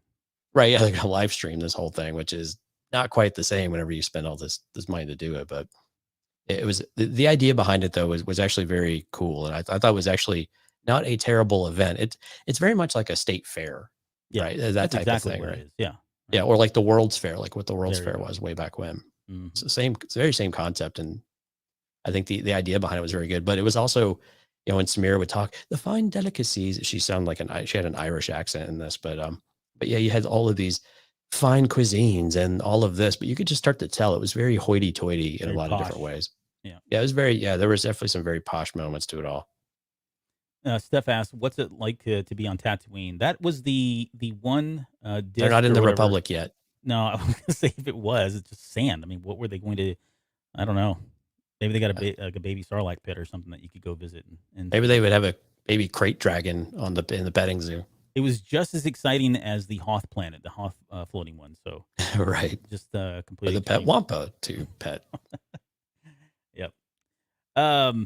So I guess the other takeaway is, we talked about her already, but Samira, who is the event organizer, her and Elzar Mann, there's some chemistry there, right? I mean, they're feeling the heat, and he's wanting a little bit more, and she's kind of saying no, and they eventually hook up. I mean, he sleeps with her literally, more than just sleeps. They and not only Describe that, how naked he was. describe how naked it was. But which is probably not shocking now for us, right? Because even, well, maybe not. If you've read if you've been following this series, search, it's probably not that big of a shocker. But if you read Master and Apprentice, this is like, okay, not a big deal. Of course, Anakin did it, but that was really taboo at that point. But the fact that it felt like he is out there just doing this whenever he can. Like that's how he's dealing with a lot of stuff too. Like you said, he feels like a very troubled person, and not really, and kind of throwing caution to the wind, or really just kind of giving into his feelings and emotions whenever he wants to help him feel better, right? Almost selfishly doing this. And I think it really it does. I think it burns him in this one, because the next day is the day. So after they have this night of passion, the very next day is the day that the Battle of Aloe starts, the very first day. And he wakes up and she's gone. Like she totally just left. And She's got a job to do, man. Well, she does. But I mean, she even talks about it. Like you get the sense that, okay, I think he tried to call her and, was saying, hey, did it not mean anything to you? And she's like, no, I'm sorry. I've got to get to work, and you're a Jedi and I'm this, organizer person. And what did you think was going to happen? Like, yeah, we did it, but it was fun. That was fun. Yeah. Good luck. We'll see you next time, kind of thing. And I think that burns him, because I think he is a very emotional character, right? He's somebody who probably had that and felt like, oh, okay, there's something more here. And yeah, she didn't want any part of it. So I think it's funny because this is kind of real life too. We're conditioned to where the guy is the one who bails on the girl after a one night stand, effectively. And so when it's the other way around, the guy's like, whoa. No, this is not how this is supposed to work. Yeah. I'm the one who's supposed to let you down easy. And now that you're the one doing it to me, I don't know what to do with myself. This is not cool. Yeah. You can't do this. But Samira's got her. I mean, she knows what she wants. They were flirty, and God, I mean, Cavan Scott talked about her neckline. I couldn't tell you how many times. Even I was starting to have to be a little, get some water. Yeah, I got steamy there for a little while, just some of the stuff that he said. So, and then, of course, if you haven't read the book, they didn't get into any details. Don't worry, there was nothing like that. That's not where Star Wars went. But it did go at least to Albert's fan fiction might have. Yeah. Now, if you visit over on my archive of our own, there's plenty. Albert loves Avon. Avon. Albert loves Avon. Avar.com. I do love Avon. They make some pretty good. How true they do. They used to make some cool stuff back in the day. All right, let's get beer steins and all sorts of stuff. It's great. They did. Let's get into the Battle of Aloe. Tuan asked, no Fabio cameo. No, there was not a Fabio cameo. Although I bet someone needs to make like a Fabio looking cover for the Rising Storm, right? Where it's just Elzar Mann holding. I'm going to post that and see what happens. Riding a dragon. Like just muscles bulging, the shirt pulled open. Oh, there's the Photoshop coming.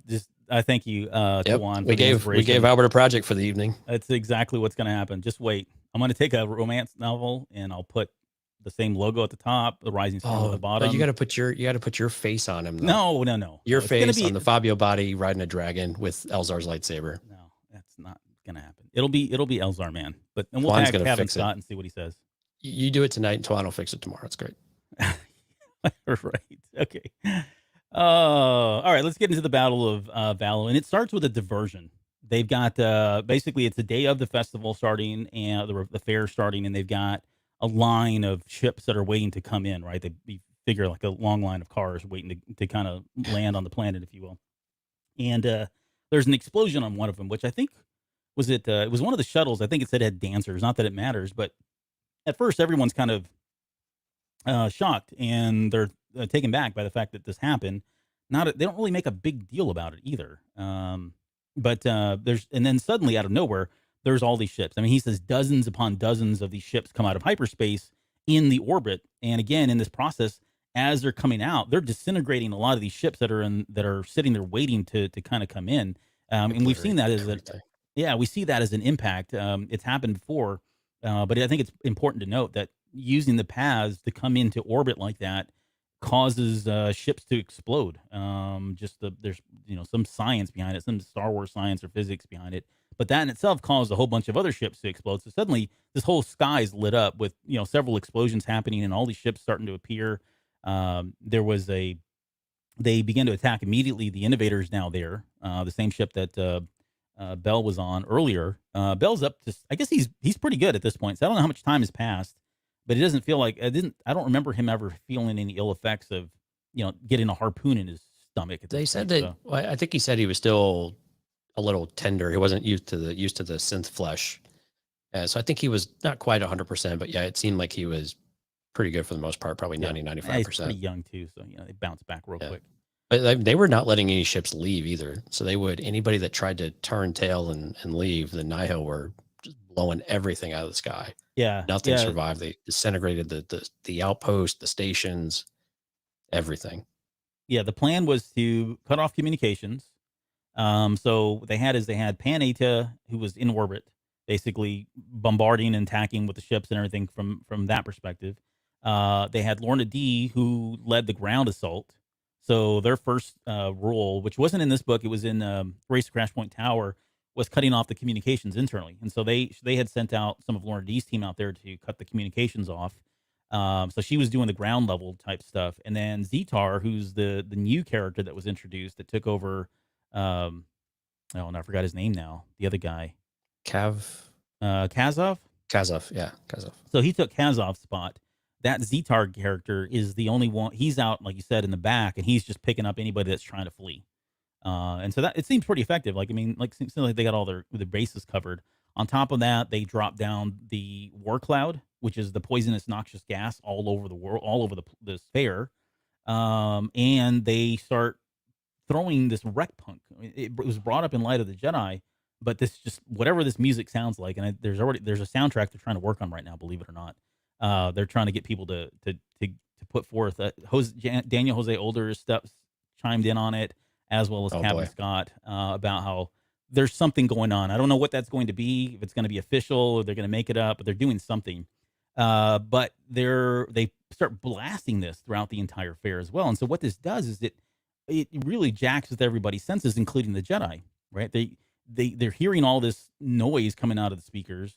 They've got the noxious gas that's all over the place that's putting people down, and the Jedi are having to struggle with that as well. And then you've got the aerial battles going on, and should anybody escape, they're going to get hit by Zetar out there as well.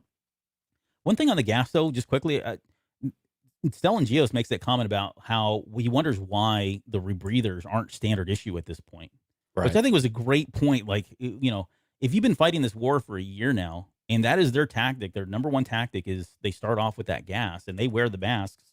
How would the Jedi at this point not been giving rebreathers? Is this part of the hubris thing? And I just think of that scene in the Phantom Menace where, they hold their breath when that smoke comes in, right? But then later on, when they go down into the Gungan city and underwater, they have the rebreathers. And I thought, okay, well, maybe that is kind of standard issue. And that as a result of this war and what the Nihil did, it became standard issue for the Jedi by the time we get to the prequel trilogy. Maybe. But tactically, I think everything was pretty sound. I think they had a pretty good plan here. It was interesting too that the Nihil were there to destroy and not loot. Like, I took that note down, and this is all part of Markion Ro's plan. He's not looking for anything here other than just to pounce him. And I don't know, I can't remember the context whether or not somebody like Pan or Lorna D knew that their whole point was not to loot, because I think they were looting. But from Markion Ro's perspective, it was really just to cause as much damage and tyranny as they could. Yeah, I think to understand a little bit better, we got to back up a little bit. So the Cycler shipyards was sanctioned by Pan, executed by his Tempest, kind of on a rogue mission, and they failed. Right, it did not go well. And when he came back, Ro was pissed, right, and basically tries to kill Pan, and tries to get Pan in line. He hands him his helmet. He, gets shocked, and he can't let go of it, and he rips it open anyway. So they're trying to double cross Ro of sorts now, and they're trying to pull their resources together. But Ro takes control of the situation by basically creating the chant. I mean, he basically gets everybody energized, and basically it comes to, death to the Chancellor, death to So. Mm-hmm. And they just keep chanting this. So the whole mission at this point now is to destroy and kill Chancellor So. Because if they can kill her and they can do all this damage to the fair, the Republic will be lost. It's the whole idea of, cutting off the head of the leadership and they'll flounder. And Lena So is the symbol of the Republic. She is that shining light. She is what everybody loves her, right? Even though she's got people who argue against her, the people absolutely love her, and everyone knows that. And so that kind of helped set the stage as to why of what they're doing and what some of the things we're going to see here about why, like, what's her name, Lorna takes some chances that she does a little bit later on. It's with the explicit purpose to make sure that So does not make it out of this alive. Yeah, no, and I'm sorry. I'm glad you brought that up because I completely walked right over that. But yes, that's was the intent. Taking her on. I'm throwing some images up now. Again, all this is official artwork. Yeah, these are the great ones. Yeah, we've used those, or they've used them several times now. We'll get to that one here, but the other ones I glossed over here. Let's see if I can go back to them. This was interesting. Some of the smaller strike ships, I believe. I guess that's the Cyclorians. Yeah. Yep. And then you've got the larger ones there as well. Boryaga is seen here in this image, and I don't remember him being on the ground. I know he jumps into. He's part of the space battle, or he's part of the vectors that are flying around at some point. But whatever. Yeah. Well, yeah. He takes damage and has to land. Yeah, maybe that's where it was. Maybe this is after he lands. But yeah, and there's some pretty cool images there of like what the fair looked like. How. What are these from? Beautiful. So this is from the if you go watch the High Republic show, the most recent episode, and by recent I mean like 2 months ago now, because the next one's coming out here in just a few weeks.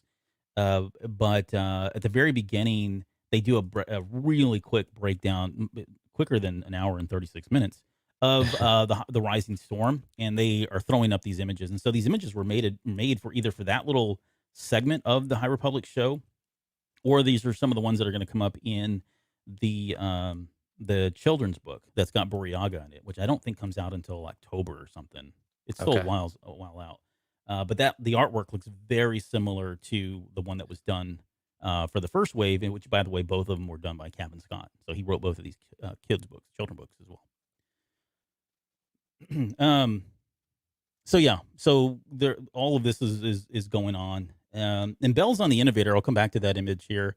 And his story, like, again, I'm not trying to be mean or anything. I found it less interesting. Like, I love the fact that he was able to turn the force back on, realize what was going on. He was one of the very first people to scream wolf, that, hey, something's not right here, because he felt suddenly all of these felt a disturbance in the force because the Nihil were about to invade. But I guess the long story for him, and during the Battle of Valos, he has been assigned, and I forget if it was a direct order or he just took it upon himself, but Lena So's son is also here. He's like a teenager, young, maybe 15, 18, or somewhere around that age. That's kind of where I put him, but he's also here, and he is, I guess I'm going to call him, courting another kid, and I forget his name. The mayor's son. The mayor's son. It was Kim and I have it somewhere down here in the notes. I forgot his name already, but he was trying to make Jom. That's who it was. Jom. There you go. Right. I want to say Ron, but I was like, that's not right. Yeah, Jom. So these two boys obviously have something for each other, and they're kind of, they're out on the innovator, and they're trying to get away. Get off. Yeah, just be kids, right? And his Bell is kind of there to help protect him and to make sure that, it's the chancellor's son and the mayor's son, so he's going to take it upon himself. What ends up happening is they get stuck in the innovator, and there's some great moments in here, I think, where he really does shine. And he does, again, a very good, it's almost like a very Titanic kind of situation where they sink the innovator, it falls into the water, it starts taking in a bunch of water, and the entire time they're trying to get out of the innovator in some way. While this thing is filling up, they meet another character. I forget what his name was now.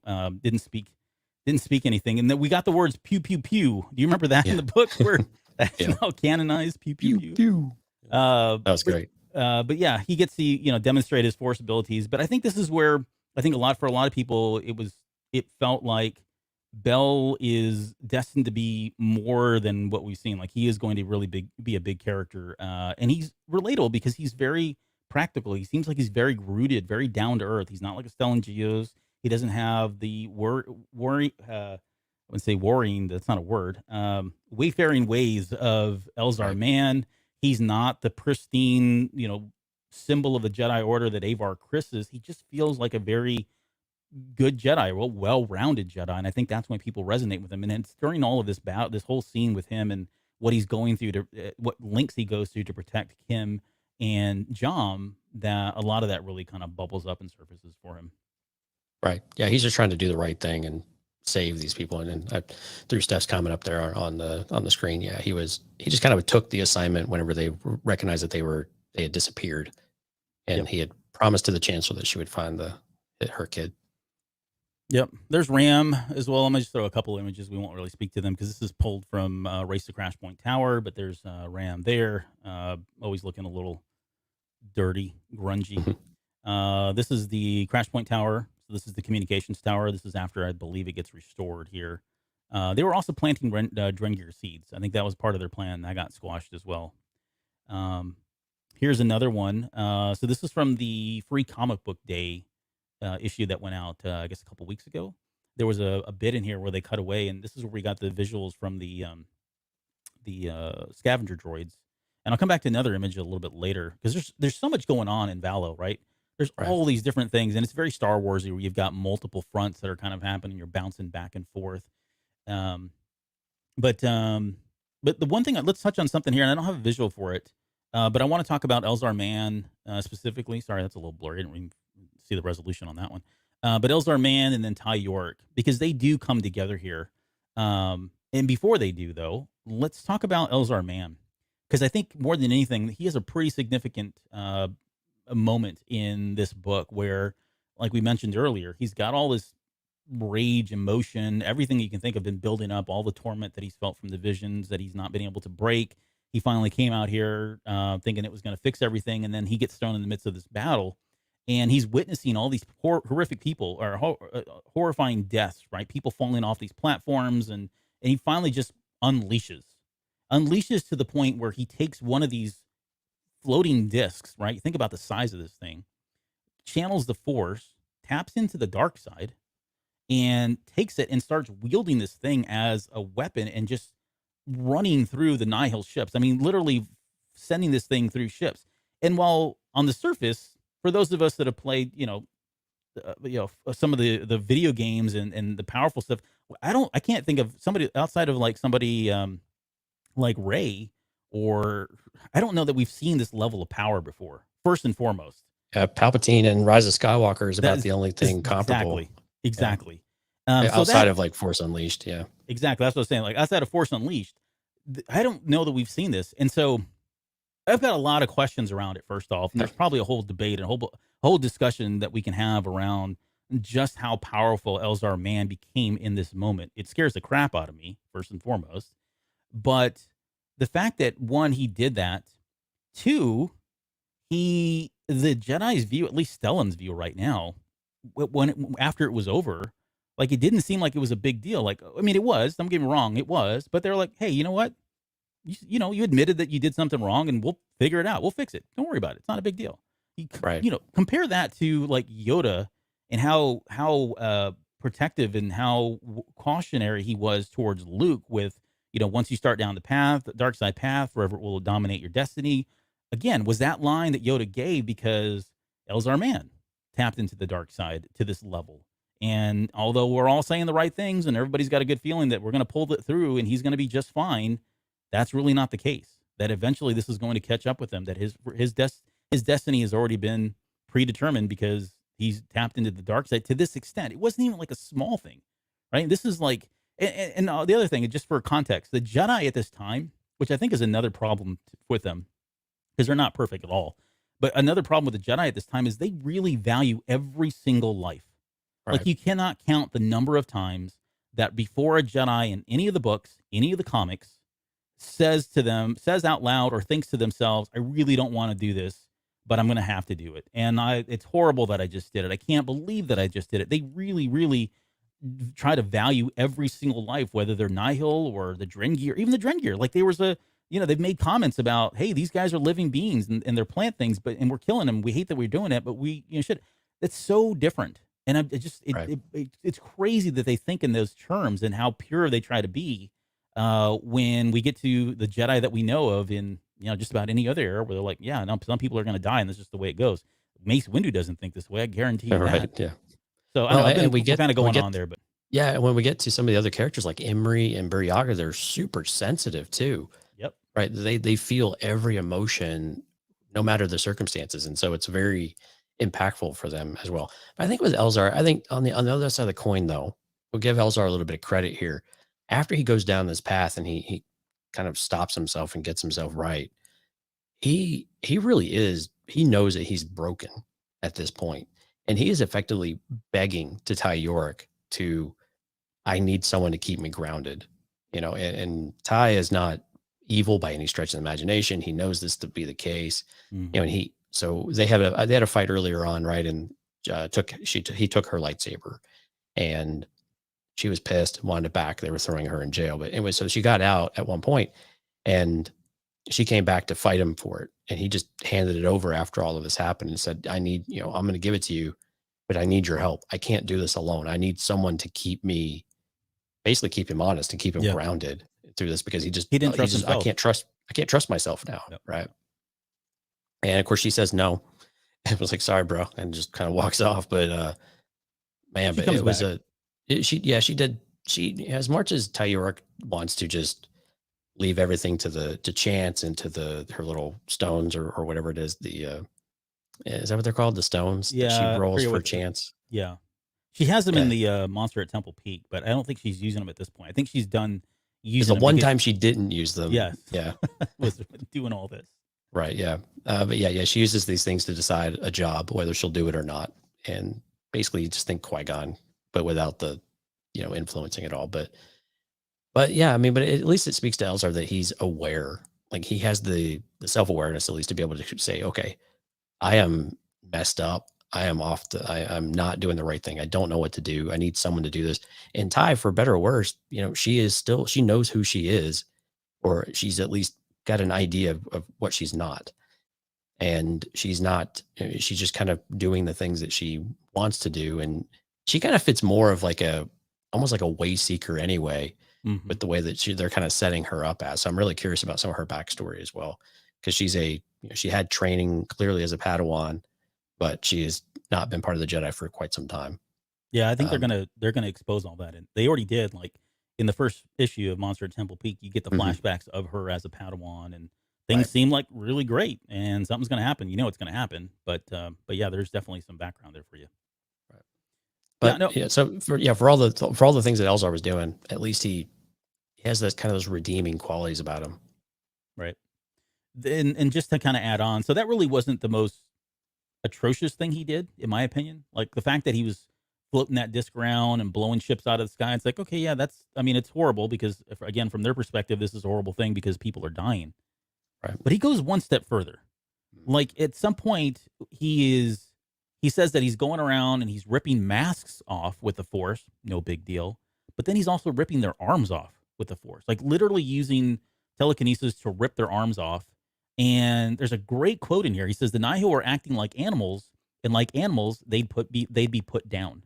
Which you hear that, and you cannot help but think of Anakin Skywalker and Revenge of the Sith, or Attack of the Clones, right? Right. And what he went through, and the way he described the Tusken Raiders, the Sand People, as being animals. But I mean, he didn't just. This is pretty horrible in terms of what he was doing. That he was using the Force as this way. So again, what freaking power level is this guy at? Like how much emotion is buried in there. And now, like I said, really when we first started this episode, and I mentioned that now it all makes sense to have him perceive the Force as a raging sea.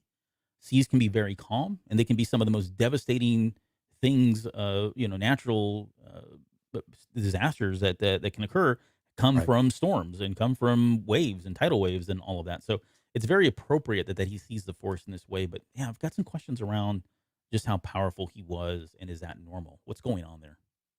Yeah, but it starts. I mean, but the thing is, with this, with him and Ty connecting in a certain way, it has definitely given him someone now to see where, I don't know, he doesn't understand what her path is or what it is, but he has someone now to kind of look to and banter a bit with. But again, we already see some of the signs of him connecting in some way with her that's probably going to get him in trouble at some point again. because he just can't help himself.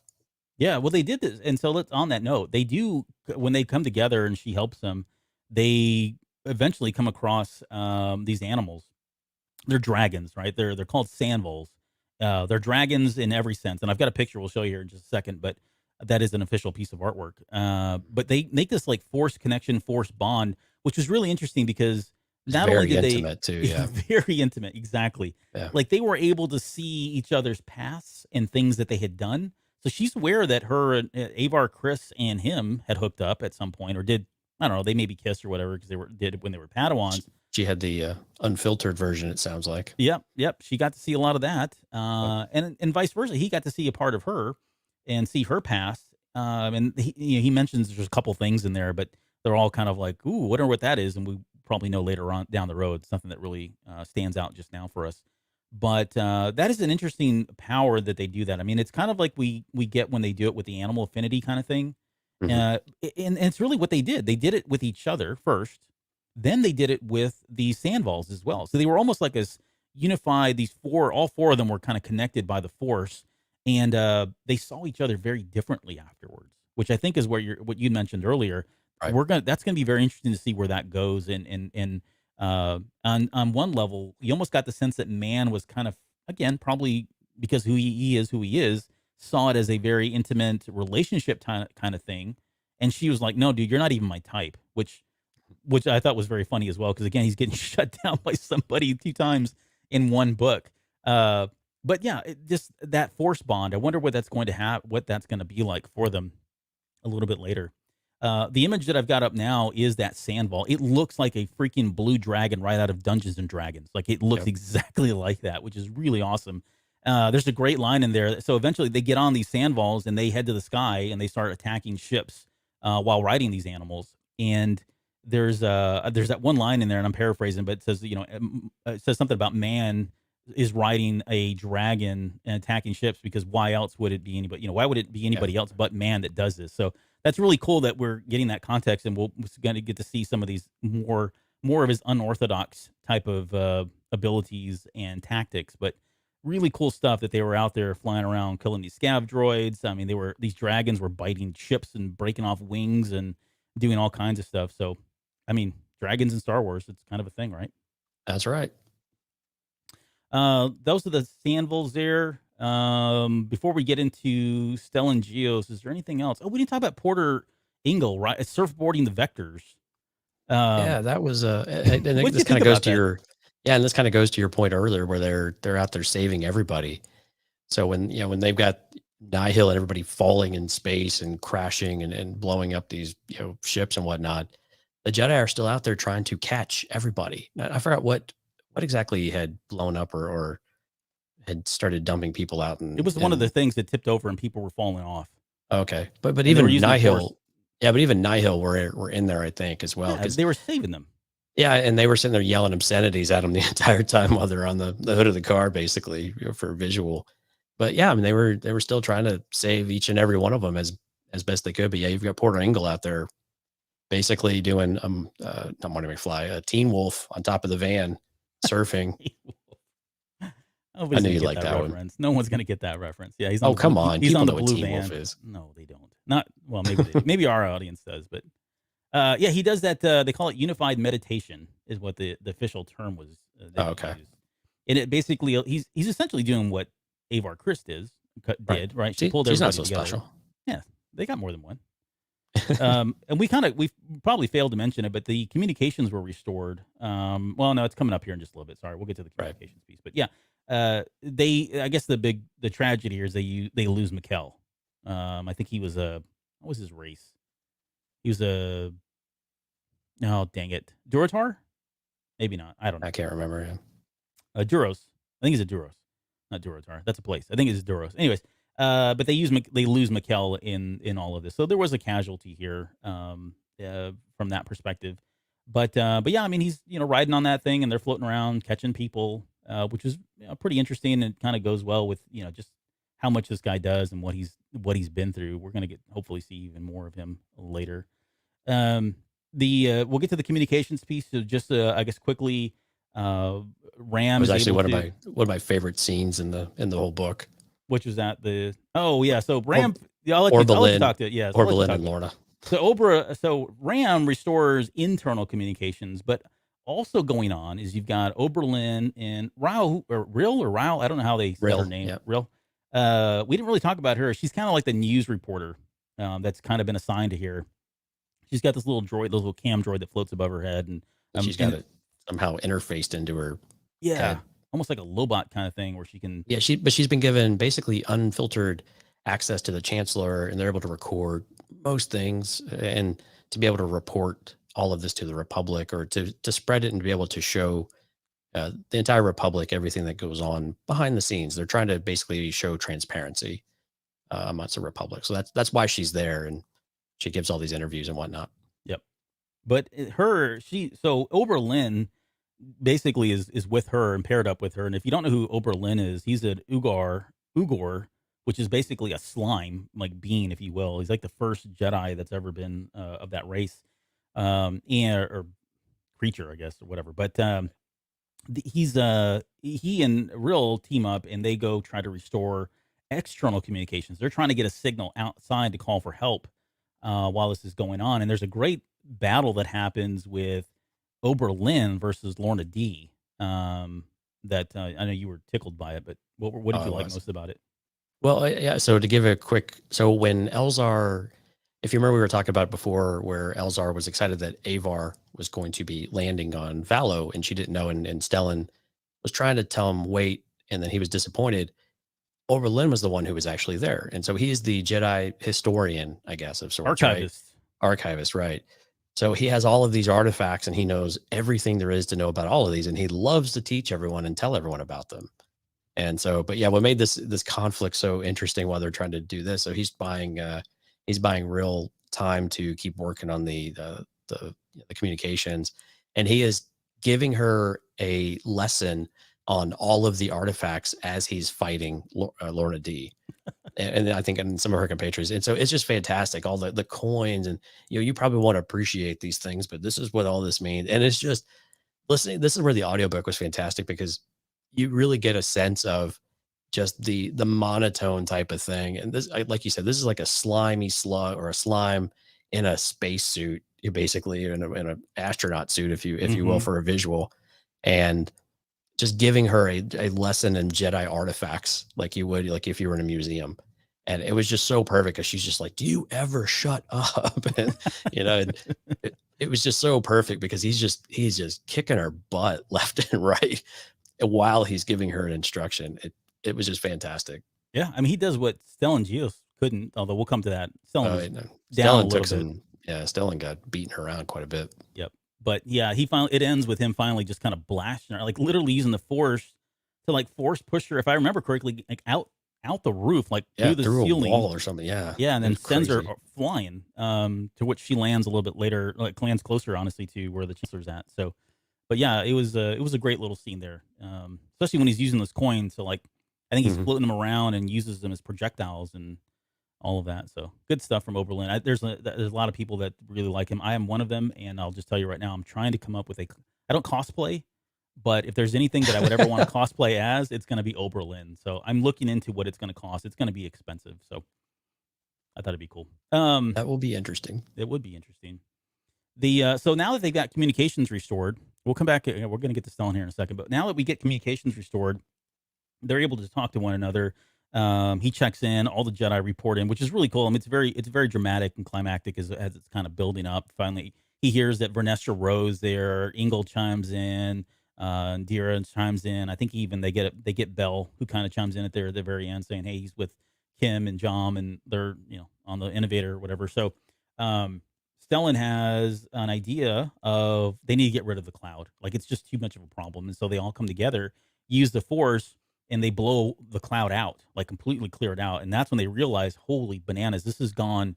This is bigger than we thought. There's people laying there dead everywhere. They can see the destruction now because the cloud's been lifted. But at the same time, they now expose themselves as well as the Nihil. So it's kind of a leveling, if you don't mind me using the term, levels the playing field there a little bit now, that everybody can see each other, which is good. And from this point, I mean, Stellan throughout all of this he's battling Nihil left and right. he really gets into his biggest battle. He's kind of paired up with Maramis, who is he's like the head war guy for the Togrutas, right? He's in charge. He's like the right hand man or the personal guard of the Regasa there. Right. But then he's also paired up with Matari and Voru, who are the cats, the big cats that Lena So has as well.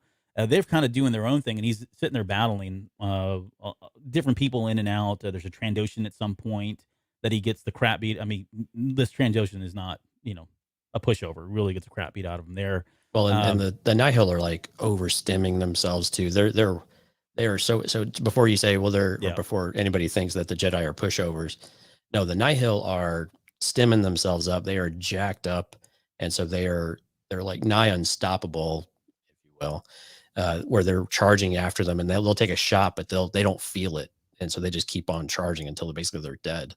Yep, it's like that quote: "Cocaine's hell of a drug." Yep. But that's essentially what they're doing. They're hopped up on coke. They don't feel any of this pain, so they just keep coming at him. They're relentless in from that regard. And he's really he bears the burden of responsibility of keeping Chancellor So and the Regasa protected. They're kind of together. And we won't get into the tactics. I mean, eventually they make their way up into a walker and they're safe from that perspective. But really, it boils down to him and having this really great battle with Lorna D. Yeah, so Lorna D shows up and he gets his ass kicked. Sorry, my language, but no, that's about the only way to put it. By Lorna D, which I remember reading the book and thinking, okay, yeah, that seems like a little too much. I mean, you don't get the sense that she's really stemming. In fact, even later on, it doesn't seem like that's her thing. Right. But now that we've got Tempest Runner, okay, you get the context, and now you understand how she was able to kind of fight. I don't want to ruin anything just yet, but you understand why she was able to put up a fight. She's a naturally gifted, talented fighter, and she's got a lot of training in her. And I don't think Stellan Gios at this point, like he's been fighting off the gases, right? The entire time he's using the Force to suppress gas. He's using the Force to keep people from falling. Using the Force for all kinds of various things at any given time. Nihil off left and right. Yeah. Yeah. I mean, he's getting taxed in terms of what he can actually do, what one single Jedi could actually do. And then he gets Lorna D as kind of like the last coup de grace. And she really gives it to him. And just before, like, I think he takes a hilt to his chin, throws him back. He's spitting blood. He's just, she's about to come down and kill him. And it's then and there that Elzar Mann kind of comes and jumps in there at the last minute. He jumps off his dragon, which is very Elzar Mannish to do, while it's flying, lands right there, and then, gets in the way. And again, channels the dark side. Like he's able to challenge it, and Force pushes Lorna D or whatever it is. Like he sends her off, and he kind of interferes and intervenes, I guess, in that way. So it was, I guess the takeaway for Elzar Mann is he's really, really beat, and it ends with explosion. Like there's a big explosion from Pan's area. They feel like they're already starting to kind of lose this battle. It's not going the way they want it, so they just start carpet bombing everybody. It doesn't matter if the Nihil are down there. It was part of the plan anyway. On their way out, they were just going to obliterate everything and then bail. But yeah, they started to sense the tide shifting. Yeah, they were calling it pretty much at that point. Right, yeah. Lorna was supposed to kill the Chancellor, or her Tempest was supposed to kill the Chancellor, and then they were supposed to get off, and then they would just bomb everything else and then bail as the final insult. But Pan decides to go ahead and just start with them on the ground. Yep, which is pretty much what didn't really make Lorna very happy. Nope. What really kind of turned the tide was the arrival of the Togruta fleet. And again, it's another one of those Star Wars moments, right? There's a line that says ships arriving out of hyperspace, Tempest Runner. This is Chell, one of the guys on the ship there. Multiple signals, at least 20 so far. And then you get this very dramatic, attention all fighters. This is Trito Tamari of the Royal Togruta fleet. Enemy craft must disengage or be destroyed. This is your first and final warning. We show you no mercy. And Pan had no idea what this was. Like, is it the Jedi? Is it other forces? No one knew. They just suddenly came out of nowhere because, again, they're not really a part of the Alliance at this point. But this was what really turned the tide. And we come to find out, it was really the fact that this was being broadcast and people were able to see it. And they saw Stellan Gios being everything the Jedi are supposed to be in terms of being a protector and protecting their queen, their matriarch, was enough for them to say, okay, we need to. This is not maybe the Republic of old, or maybe we had the wrong idea, or maybe this is a bigger threat. Whatever it was enough for them to finally say, we need to go in and show our support. We need to help them out. And that was enough for the Nihil to say, okay, this is not what we signed up for. We were not expecting this. They turned and ran, carpet bombed everybody. And it really ends, this whole battle, it ends with Stellan Geos. The vision I had was him holding Lorna D, or not Lorna, holding Lena So, the Chancellor, right? And it's being broadcast. Everybody's witnessing this, but she's sitting there completely beaten. There's a lot of people wondering if she's dead. Kim runs up with her son runs up and he's crying. And then Stellan is the Jedi that cries, right? Everybody witnesses this on the holo. Everybody sees Stellan Geos crying as he's sitting there holding Lena So, not understanding or not knowing what her fate was going to be. So in a very dramatic sense, it certainly ends on that note, but it was very powerful for the galaxy at large. Right. And what happened was, I believe it was Lorna D got an explosive that she had thrown at the walker or something like that. And so they had taken a major hit regardless. And Lena So and the ambassador were together. The Regassa were together the entire time. And so they were helping each other throughout it. So the Regassa got to see Lena So very hands-on, caring for her people, getting her hands dirty, doing what she can to survive, but also understanding when, okay, it's time for us to try to keep the Regassa safe and take care of that relationship at the same time, while helping as many people as they can along the way. But yeah, then she took a major hit. The Regassa was fine, but Lena So was very much less than fine. And made the Hollow Nose. What was her son's name? Kiprit? Yeah, it was Kip. Kiprit or something like that. Yeah. That was his short name, Kip, or Kim. Sorry, but I don't know what his full name. I can't remember his full name. Kim Paul. I'm making that up now. But I forgot to show. I was so enthralled in what we were talking about that I didn't even show some of the stuff here.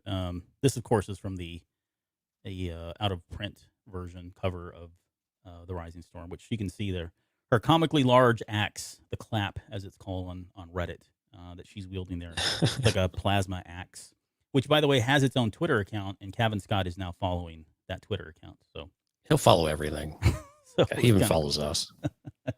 This is a really great. When this was released prior to the book coming out, there's some pretty big spoilers in there, but not really. But I mean, you get the sense of what's going on. He's doing all these things here, right? And we didn't even talk about his former master's saber and doing the stuff that he was doing. He was exerting a lot of force ability. So there was Lorna D. This was Pan Eta, if you haven't seen him. There's some concept art there, so credit to Darth Deacon for creating that one on the right-hand side. The one on the left, I don't think, is just a generic. What's his race? Oh, he's a Doatan. Yeah. That's the one thing I'll say, too. Like, I love the fact that they've thrown, like, I'm fine. I'm doing pretty good now keeping up with the characters. Like, that's not a problem.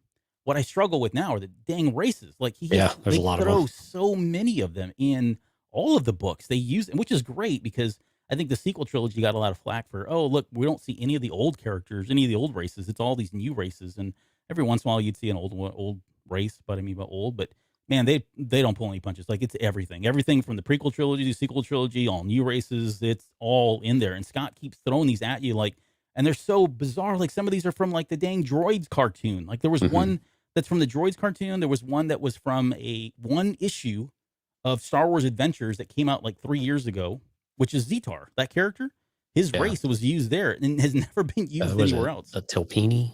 Yeah, no, it's not Zetar. Sorry. Yeah, Zetar is a Telpini. Telpinis were in Rogue One. That's a little swatty looking thing that was on the gun, 50 caliber. Whatever. No, it was I forget which one. There was another character that was I'm gonna say showcased, but they said his name. But anyways, the point is it was from Star Wars Adventures, and it was issue like 6 from 3 years ago or whatever. So like, unless you read that comic, you had no idea what this thing looked like. So. And here you are, Wikipedia out there looking to figure out what all these things look like. So they do a good job, I think, of mixing it up and showing lots of variances in terms of the races that are out there. Okay, and now I said it'd be an hour or 3, but yeah, that's where we are. Let's see. So Lorna D gets back to Lorna and Pan, they make their way back to Grizzle. So Grizzle was a base that was a rainy planet. It was a base that Roe had set up, and that's kind of where they've been laying low this entire time. And they get back, they kind of talk about it, and Roe's kind of like, hey, let's celebrate. Let's have revels like they've done before in the past. And both Dee and um, Pan are want to go back out and attack. Like they feel like this is the time to attack them when they're hurt, they're down. We've got the forces. Let's go out and hit them hard as fast as we can. And he confronts Roe about this. Well, I think Pan has really kind of had it at this point. I mean, he's certainly Roe doesn't want to do it. He feels like he's weak and all this. And they get into, I guess, for lack of a better term, Roe's just had enough. And he comes up and pulls out this little needle. I'm really kind of speeding through this because we're on hour 3. But he stabs Pan and hits him with this poison that, what's that little dude at the very end? His little scientist guy's name. He came up with it. Not that the butcher. I think that's what he's. I think that's his name. I can't remember what the doctor's name is. He's Uttersound is his name. Right. But Uttersound came up with this poison, this toxic poison that he stabs Pan with, that makes him fall to the ground, starts coughing. This all comes out a little bit later in Tempest Runner. Sorry if I'm spoiling that for you, but yeah, he's about to die, and Lorna Dee saves him. Of all things, it was pretty surprising that she saved him. And you're thinking, oh, she must really like him. No, she doesn't really like him. She's got her own plans. And so the way this ends for the Nihil is they decide that together they're going to go ahead and just attack the Cyclor shipyards. And the reason they got that was because they intercepted a message from, I think, Tia Toon, right? This is a fake message that was sent out by the Republic, Stellan Gios' plan. They intercept that, and they hear that the Jedi are going to go back to, where was it? They were going to go Hetzel. They were going to go reinforce Hetzel. Yeah, the Republic finally wised up and were like, okay, they intercepted. Was it the Togrutas that intercepted the communication? Mm-hmm. Yeah, so that they had finally recognized that the Nihil were tapping their communication, so they set them up. Right. Yep. So that's how they were able to kind of do all that. Well, she tells Pan, okay, look, they're going to head out to Hetzel, so why don't we go hit the Cyclor shipyard, or Cyclor itself, once again? And he's like, cool, see you there. Well, he heads out, and she doesn't show. And of course, he doesn't know this until later on when he shows up. And when he shows up at Cyclor, there is an entire fleet of the Republic ships there, and Jedi ships, Vectors, and Togrutas. But wait, there's more. Yeah, then more come in behind him. Yeah, right. He gets completely surrounded by this. And that is pretty much the end of Pan's Tempest at that point, right? He does manage to escape. Yep. Yeah, but I mean, they really just pick him apart. I mean, it's horrible. It's a bloodbath, really. And he's cursing he's cursing Lorna Dee the entire time. He knows that something happened there, or at least he suspects something's going on there. He jumps into a shuttle escape pod that's got a pre-programmed path back to his home planet. And he takes off in the midst of everything going on. I mean, he's killing his own people. He doesn't even care. He's punching people, killing people, trying to get to the escape pod, gets away, and then he shows up later on in Tempest Runner. But he is not in any good condition by the time he gets to Tempest Runner. Like he is dying, and he knows he's dying. So that's kind of where it ends for him. While this all is going on as well, there's a character named Amaranth, and Amaranth is a Nihil that was captured, and they come up with a plan that they're going to allow him to escape on a ship that has Bell and Adira on it as stowaways, and in hopes that he's going to leave and head back to wherever the Nihil base is, right? What they didn't expect was that Kelrin, so we talked earlier about Claren, is it Claren? Kelrin? Claren, yep. Claren. That there was a mother and a daughter that hired Ty Yorick, right, to escort him with that device, that nullifying laser device. And he ends up taking her, because remember, Matessa, the mom, got eaten by that whatever Hagra thing. And then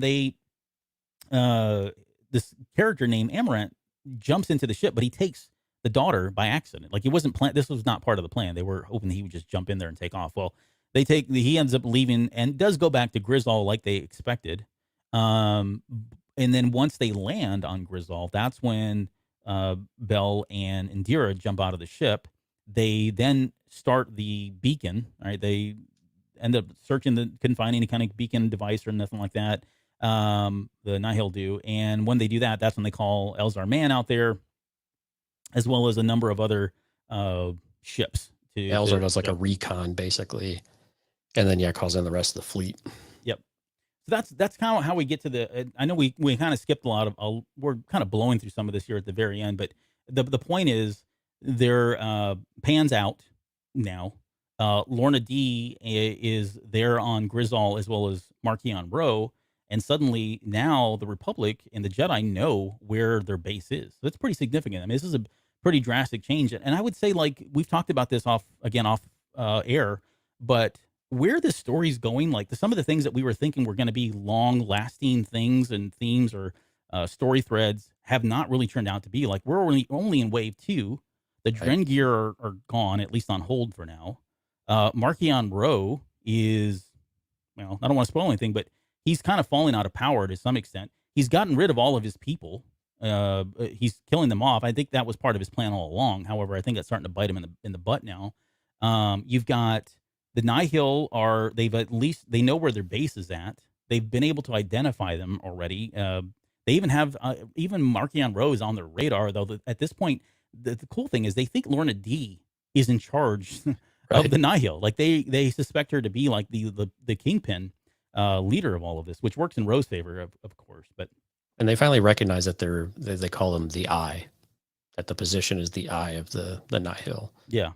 And they have a lot more.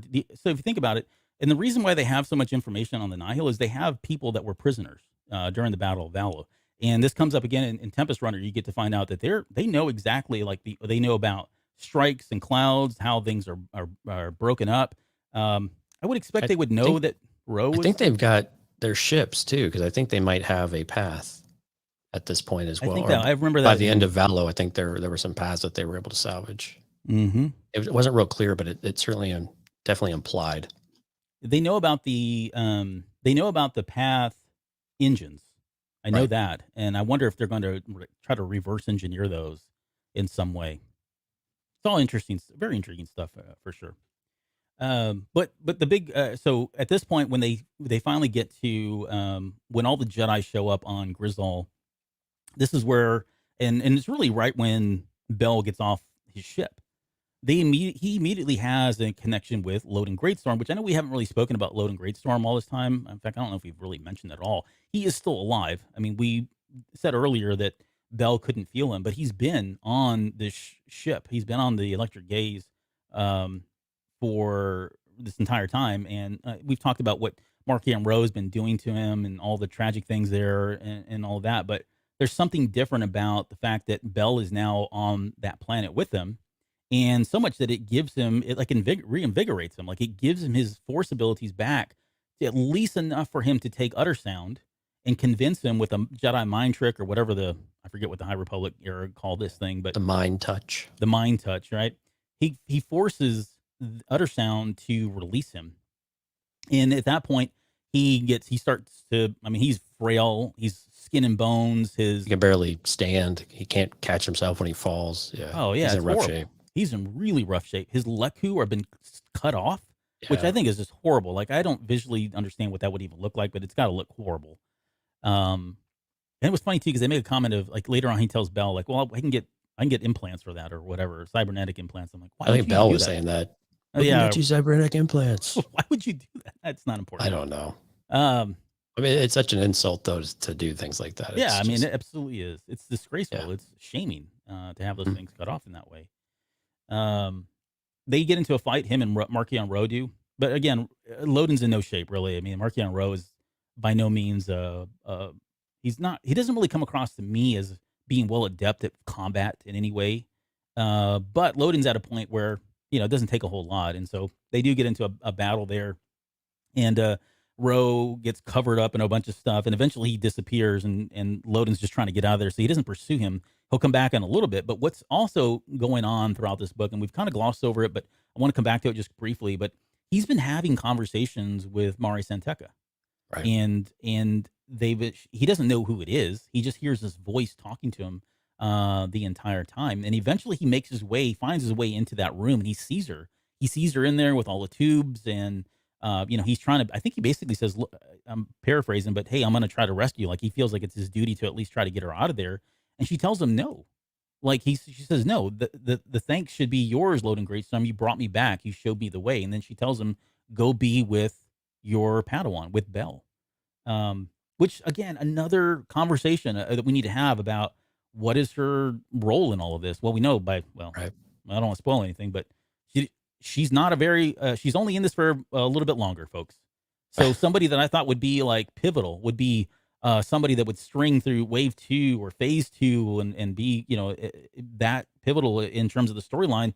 Turns out not to be, because she's gonna kick the bucket here in Out And of the Shadows. this was one of the parts that was really confusing to me though too, is everything, all of their conversations, Mari just seems like there's more to be. It just seems like there should have been more for her in general.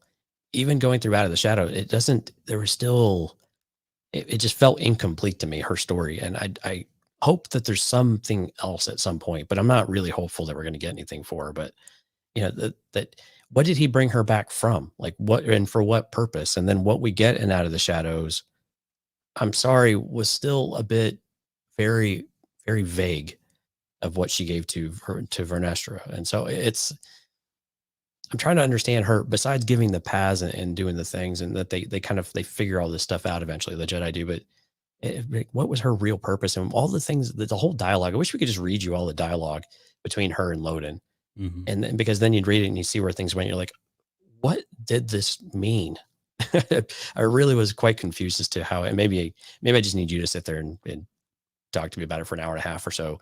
But it just seemed like it was not, it just didn't make a lot of sense to me of what exactly she was trying to say to Loden at all, except you need your student and your student needs you. Thank you.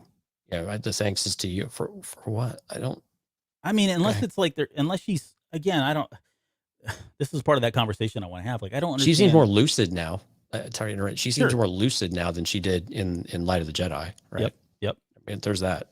But I mean, how is she talking? Like, so I guess I'm assuming she's force sensitive, Right. Yeah. right? Because she's talking to Loden the entire time. So if she's force sensitive, then I don't. Is she at a degree where she can foresee the future?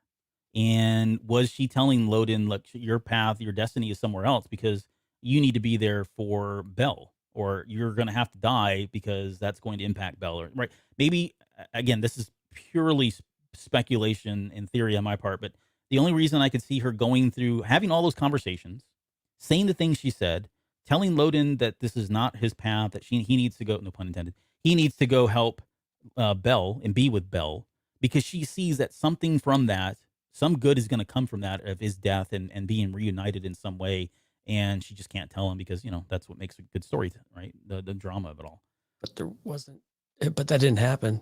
Well, and stuff went bad real fast. Stuff went bad. Exactly. No. And I get what you're saying is, I'm with you, because if Tempest Runner, if Out of the Shadows didn't go the way it went, I was really all in on this. Like, holy crap, what's going to happen next with her? Right.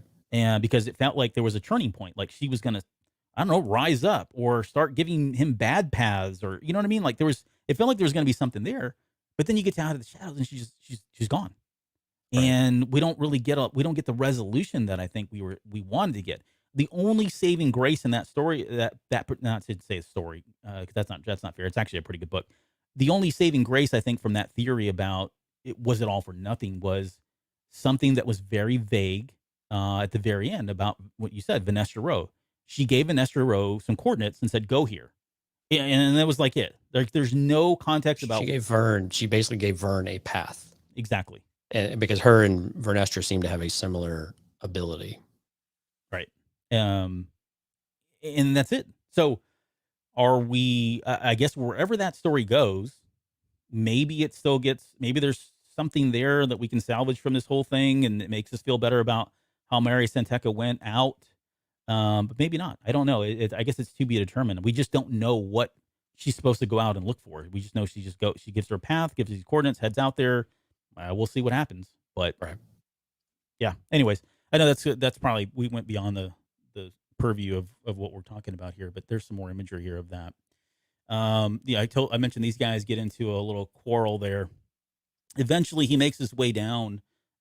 He being Loden makes his way down, and he's finally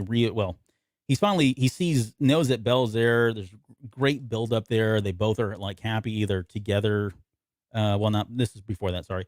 Markion Rowe kind of jumps him right at the last minute and fires like this needle thing, and he's too weak to kind of force block it. So he tries to jump back, to get away from it, dodge that little needle that's coming at him. And by doing so, he falls off. I forget if it's like the platform or whatever, but he's essentially falling to his death, if you will. Yeah, it's right? basically a ramp on the Gaze Electric. Yeah. Yep. And so thankfully, Bell is there. And we get that role reversal, right? This is how many times did Loden save Bell from falling? It was the flip side of it all, which I thought was really great. So Right. Bell actually saves him using the Force while he's fighting too. Like again, he's demonstrating some really crazy abilities here because he's jacked up and or juiced up because Loden's here, but he's able to. As he's fighting and deflecting bolts and doing all kinds of stuff, he's actually Force holding Loden Greatstorm and pulling him back up. They finally get reunited. It's a really cool moment, very dramatic. They start talking about this is how it's supposed to be, together again, blah, blah, blah. It's all wonderful. And then Markian Rowe decides to call in the Leveler, which really is how the book ends. I mean, Stellan Gios is there, right? Everybody's now showed up. All of the Jedi are there. There's a moment there where Ty York and Indira are trying to save Claren as well. Yeah, because Claren sold them out. Yep. Right. Yep. So all that's going on. That's all great stuff. But really, the key takeaway in those last like 5-6 chapters is this Leveler and the fact that these guys have been reunited, and Rowe calls upon the Leveler that's down in the Gaze Electric somewhere. He's mounted a camera on the back of it so he can kind of witness and see, which I don't really understand that part of it yet, but I mean, it made for dramatic effect. But he's mounted a camera. He wanted to see what would happen with the full power of the Leveler. I think that was the intention. I want to see, yeah, and then we get it from. I mean, we get it from the narrative, right? But I want to, Right. I want to have him go back and watch it. Like, I want there to be a chapter in some book somewhere where we get the sense of like what the Leveler saw and what that was like. Because Right. hopefully we get that. But yeah, so this thing heads out. It actually rushes past Rowe, which was interesting. He moves to the side as this thing runs by him. It's on all fours. I think it's Elzar Mann. Is it Elzar Mann that sees it in the air? I think it's Elzar's in a vector, but then he starts having when it comes out, he starts having intense Force visions. Like the Leveler is starting to impact what's going on around him, and Elzar takes a nosedive. Yeah, it incapacitates him. Like it makes him like unconscious, I guess, and has him crash his ship.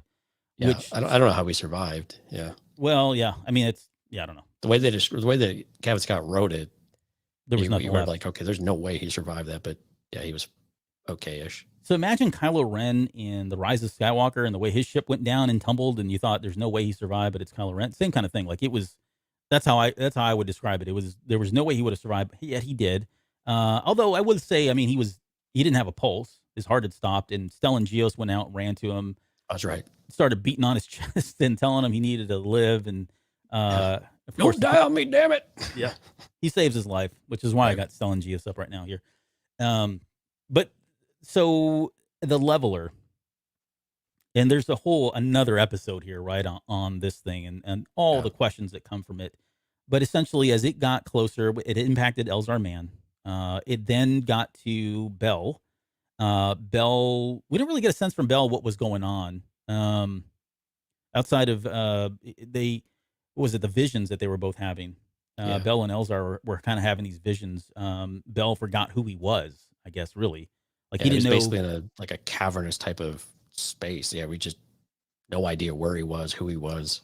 Yep, he just drops into like the fetal position. I think when they find him after the Leveler's gone, which you don't get a lot of detail into where it went or how it left, he's literally sitting in on the ground there, curled up in the ball, and he's just crying.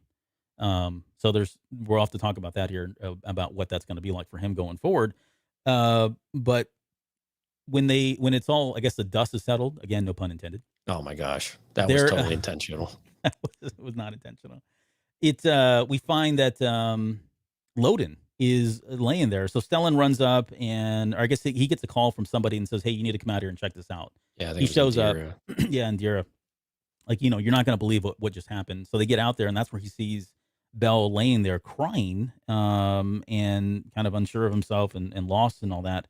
But then next to him, there's, all this rubble and rock, and he realizes that one of the rocks has like 2 arms, 2 legs, and it turns out that that's Loden Greatstorm, that he's been turned to like what he thinks is rock. He thinks he's been petrified, basically, yeah. Yep, it's what it looks like. He walks up and touches it, and the whole thing just kind of crumbles. And That video that they put together, I didn't even go through all these. That video they put together for that quick breakdown actually had Loden Greatstorm. You can see him in this picture here. They showed it, and then they added an effect where he just dissolved into like dust, and that's That essentially is what so happens to him. wrong. He's gone. I mean, Loden Greatstorm is gone. It's a a character that we were not expecting to be taken at the end of Light of the Jedi. We were all pulling for him to kind of come back together, and they did. And within moments, a few chapters, he's suddenly gone. I guess forever, right? And that's how the book ends. Like, if there's any one thing that I would say was a critique of the novel, I guess I have a couple, but nothing really major. Was just I didn't like the way the book ended because it and maybe this was the intent, right? I mean, I guess it is. It ended in a way that you are just wanting to know what happened. I mean, you're literally screaming, "What the heck happened?" And you're thinking, "Okay, out of the shadows, man, give it to me. Give me the answers. Let's get the follow up." Nope, not really. Right. I mean, there are bits and pieces. I'm not going to say they're not, but you're not getting big answers to some of this stuff. You get the Tempest run, and you're like, okay, cool. Well, maybe there's something here. No, not really. There's nothing. I mean, it's all about Lorna D, which you expect. Yeah, there's But they connect that part of the story with Pan and her, but yeah. yes, exactly. Those two pieces are connected. But again, all this stuff here, and Roe is in Tempest Runner at the very end, but no, he's not talking about this, and he's not talking. I mean, it's 3 months after the events that happened here, right? Right. So I don't know. There's just a lot of questions around this thing and what he did and how he was able to, what kind of an impact does he have? Is it like an area of effect, an aura that it emanates? How the heck did he turn something to stone? Right. That And question. why was it Loden and not both him and Bell? And Bell? Yeah. I don't. And again, I don't, the way that he even just summons it, I don't understand. It seemed like it was some sort of device, but I don't know how that works with a creature, and then how he controls it that way. Yeah, there's just a lot of questions about how this thing actually works too. Is it loyal, for lack of a better, is it loyal to him, or does he have control over it? Can he will it where to go, or is it? I mean, clearly, it probably just seeks out Force users, and yeah, feeds effectively, right? Right. Well, and there were other Force users around him, so why did he sense that one? Right. Yeah. Why did he go for that one? And then if Ro calls it back, does it just completely ignore all the other food, and then if it's fed now, what is it stronger? Is it what? Yeah. There's so many unknowns about what this creature is and what it, just everything about it. Just so many questions. There's when we get into talking about this at some point here, probably not next week, but the week after, there are some creatures out there in Star Wars. The one that comes to mind is the Leviathan, which is funny because that image I used of the leveler from the video game, that in the video game that thing was called the Leviathan. Right. I'm sure it's just coincidental, but that is the closest thing that I know of that I could even find that had some similarities to the power. There are certainly aspects of this that we've never seen in Star Wars. I mean, nullifying the Force is not unusual, right? There's at least 6 or 7 other, maybe even more than that, honestly, of creatures that can do that.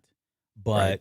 given the effect and given the ability to like do more than just nullify the Force and turn somebody to stone, that's stuff we've never seen. I know Becca she responded to something I posted today saying that maybe it was the Bendu, which I thought was an interesting theory that it would be, but I don't see the Bendu as being like this uh malevolent. I can't see it being that, like, he never came across as being out to nullify the Force. Maybe Right. this is an earlier version. I don't know. I mean, it's a good theory, the fact that he can do this, and the Bendu was certainly in the middle, right? That was his whole point. He was never not good, not bad, Jedi. He was not Jedi nor Sith. That whole thing possible, but I think we have a whole brand new entity being here, which is probably the most fascinating aspect for me of this whole thing was just this character, the Leveler, and what it means for the Jedi. And is there only one? Ooh, I don't know. Yeah. I mean, are there more? It's interesting concept. Yep. Yeah. I mean, I guess for final thoughts, where the Jedi left. I mean, they are in fear. I think was it somebody? I think it was Stellan Geos. They wrote it. He writes it as this is the first time he's felt fear or something like that. Right. Yep. That was basically, I think that's more or less exactly how it ended. for the first time in his life, he was actually afraid of something. Mhm. And everyone is just, and now we see in the subsequent content that we've had where there's rumors going on about what happened with Loden, with Padawans, and no one's Oh, where really they're talking clear. about it. Yeah. Yeah, no one's really clear about what happened, or do they even know what happened? Or are they just not telling anybody? And you can imagine this type of thing is going to spread through the order pretty quickly, and it's going to be concerning. And then I'll give the Jedi a little bit of credit, though. Even knowing that, they haven't shied away from their responsibility. But it's very, and the thing that was a little bit disappointing about Out of the Shadows is that we really didn't get any kind of impression of, after all of this, that there was that they were really all that worried. I mean, Stellan Gios didn't. I don't recall anything that really gave us the impression that he was super concerned about this anymore. I don't even think they referenced it at all, did they? Not really. Like I said, it's not. I mean, it's more. It's almost like a side story running in parallel with some things that happen post the Rising Right. Storm, much like the Tempest Runner. You know what I mean? Like they're certainly in Wave 2. It makes sense for them to be Wave 2, but they are not direct sequels, and we may not get a direct sequel until we get to the Fallen Star. Maybe, you know what I mean? Right. Unless they Yeah. pick it up in comics and make little comments here or there, or have little panels and stuff that they talk about it. But there we are. Yeah, I was trying to think. I was trying to remember like the what was it? Trail of Shadows, that detective comic that's coming out. I thought maybe it would be that. It's not. It has to do with the Republic Fair, something at the Republic Fair, not here. But yeah, Right. the Jedi's response to this should be very, very interesting. We don't see it yet in the comics, even though the most recent High Republic was it number 10? I forget what number we're on now. 8. Was it 8? Yeah, 8's 9 hasn't come out yet. Okay. The most recent one though doesn't really address it. They address what happened, like we said. They talked about Right. between Stellan Gios and Avar Kriss kind of going back and forth on security measures and not taking things lightly, and they get into some of that, but still no word yet on the aftermath and fallout of Loading Greatstorm, or the events here at the very end. So, okay, well, what we thought for hour 4 we do. No, I'm kidding. So yeah, I mean, overall, I guess I'll give you my final thoughts, and I'll let you kind of have the last words. We can get out of here. I really enjoyed this book. I know I didn't really get to talk about my thoughts and opinions on it earlier on, but I have it up there as pretty high.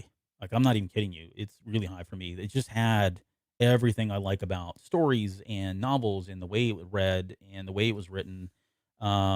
It just really resonated with me. Like, my favorite book in Star Wars is still probably Heir to the Empire. Is this really close? Yeah, it's like really, really close. Yeah. They were very similar in vein to me, and just the pacing and the way he was kind of weaving the stories in and out and all of that. It was all kind of pretty apparent to me. So, in fact, I've been so much that I've been invigorated. I want to go back and read now the whole Heir to the Empire series again, just to see if maybe this is where, if there's anything that we can pull from that, and then obviously for the reasons of the Bad Batch and where that's going to go. But so back to the book though. I thought it was really wonderful. Enjoyed every aspect of it. I want to go back and listen to the audiobook now more. There was bits and pieces I listened to because you were mentioning them or we were talking about them, but I've not had a chance to really just sit down and listen to the audiobook. And I think there's some parts that I'd love to hear audibly than read them, because I don't feel like they would steal the voices that I have in my head at this point. So I think I'm safe there. Most of them were quite good. Like Panetta's voice is absolutely perfect. Still taking some getting used to on Markion, but I think overall it doesn't. I know some of the concern you had about it was sometimes it rewrites the scene that you created in your head as you read it, and but I think it does pretty well. From what I read, it was fairly consistent, almost all the time with what I had in my head. I don't think it really took much away from it. I think you might enjoy it. Well, I started listening to it. You remember, I think I texted you and said, "Hey, how often?" I asked you whether or not you knew how much Mark Thompson is given in terms of the Direction context, direction, and how to say certain words, because the parts that I was listening to, I didn't read them as that. Like, he was putting inflection in words, and it changes the context. It changes the right the context of how it's being said and what's behind it, and that's very different, right? It kind of throws me for a loop. Which I'm not saying is right or wrong, but if that's the way it's supposed to be, then maybe I've been reading these things wrong, or I'm reading too much into it, or I'm not reading enough into some of the things that are being said. So credit to the actors, for the voice actors, because their ability to do all that. But So the only other thing I'd say about the book, um, it felt very Empire to me.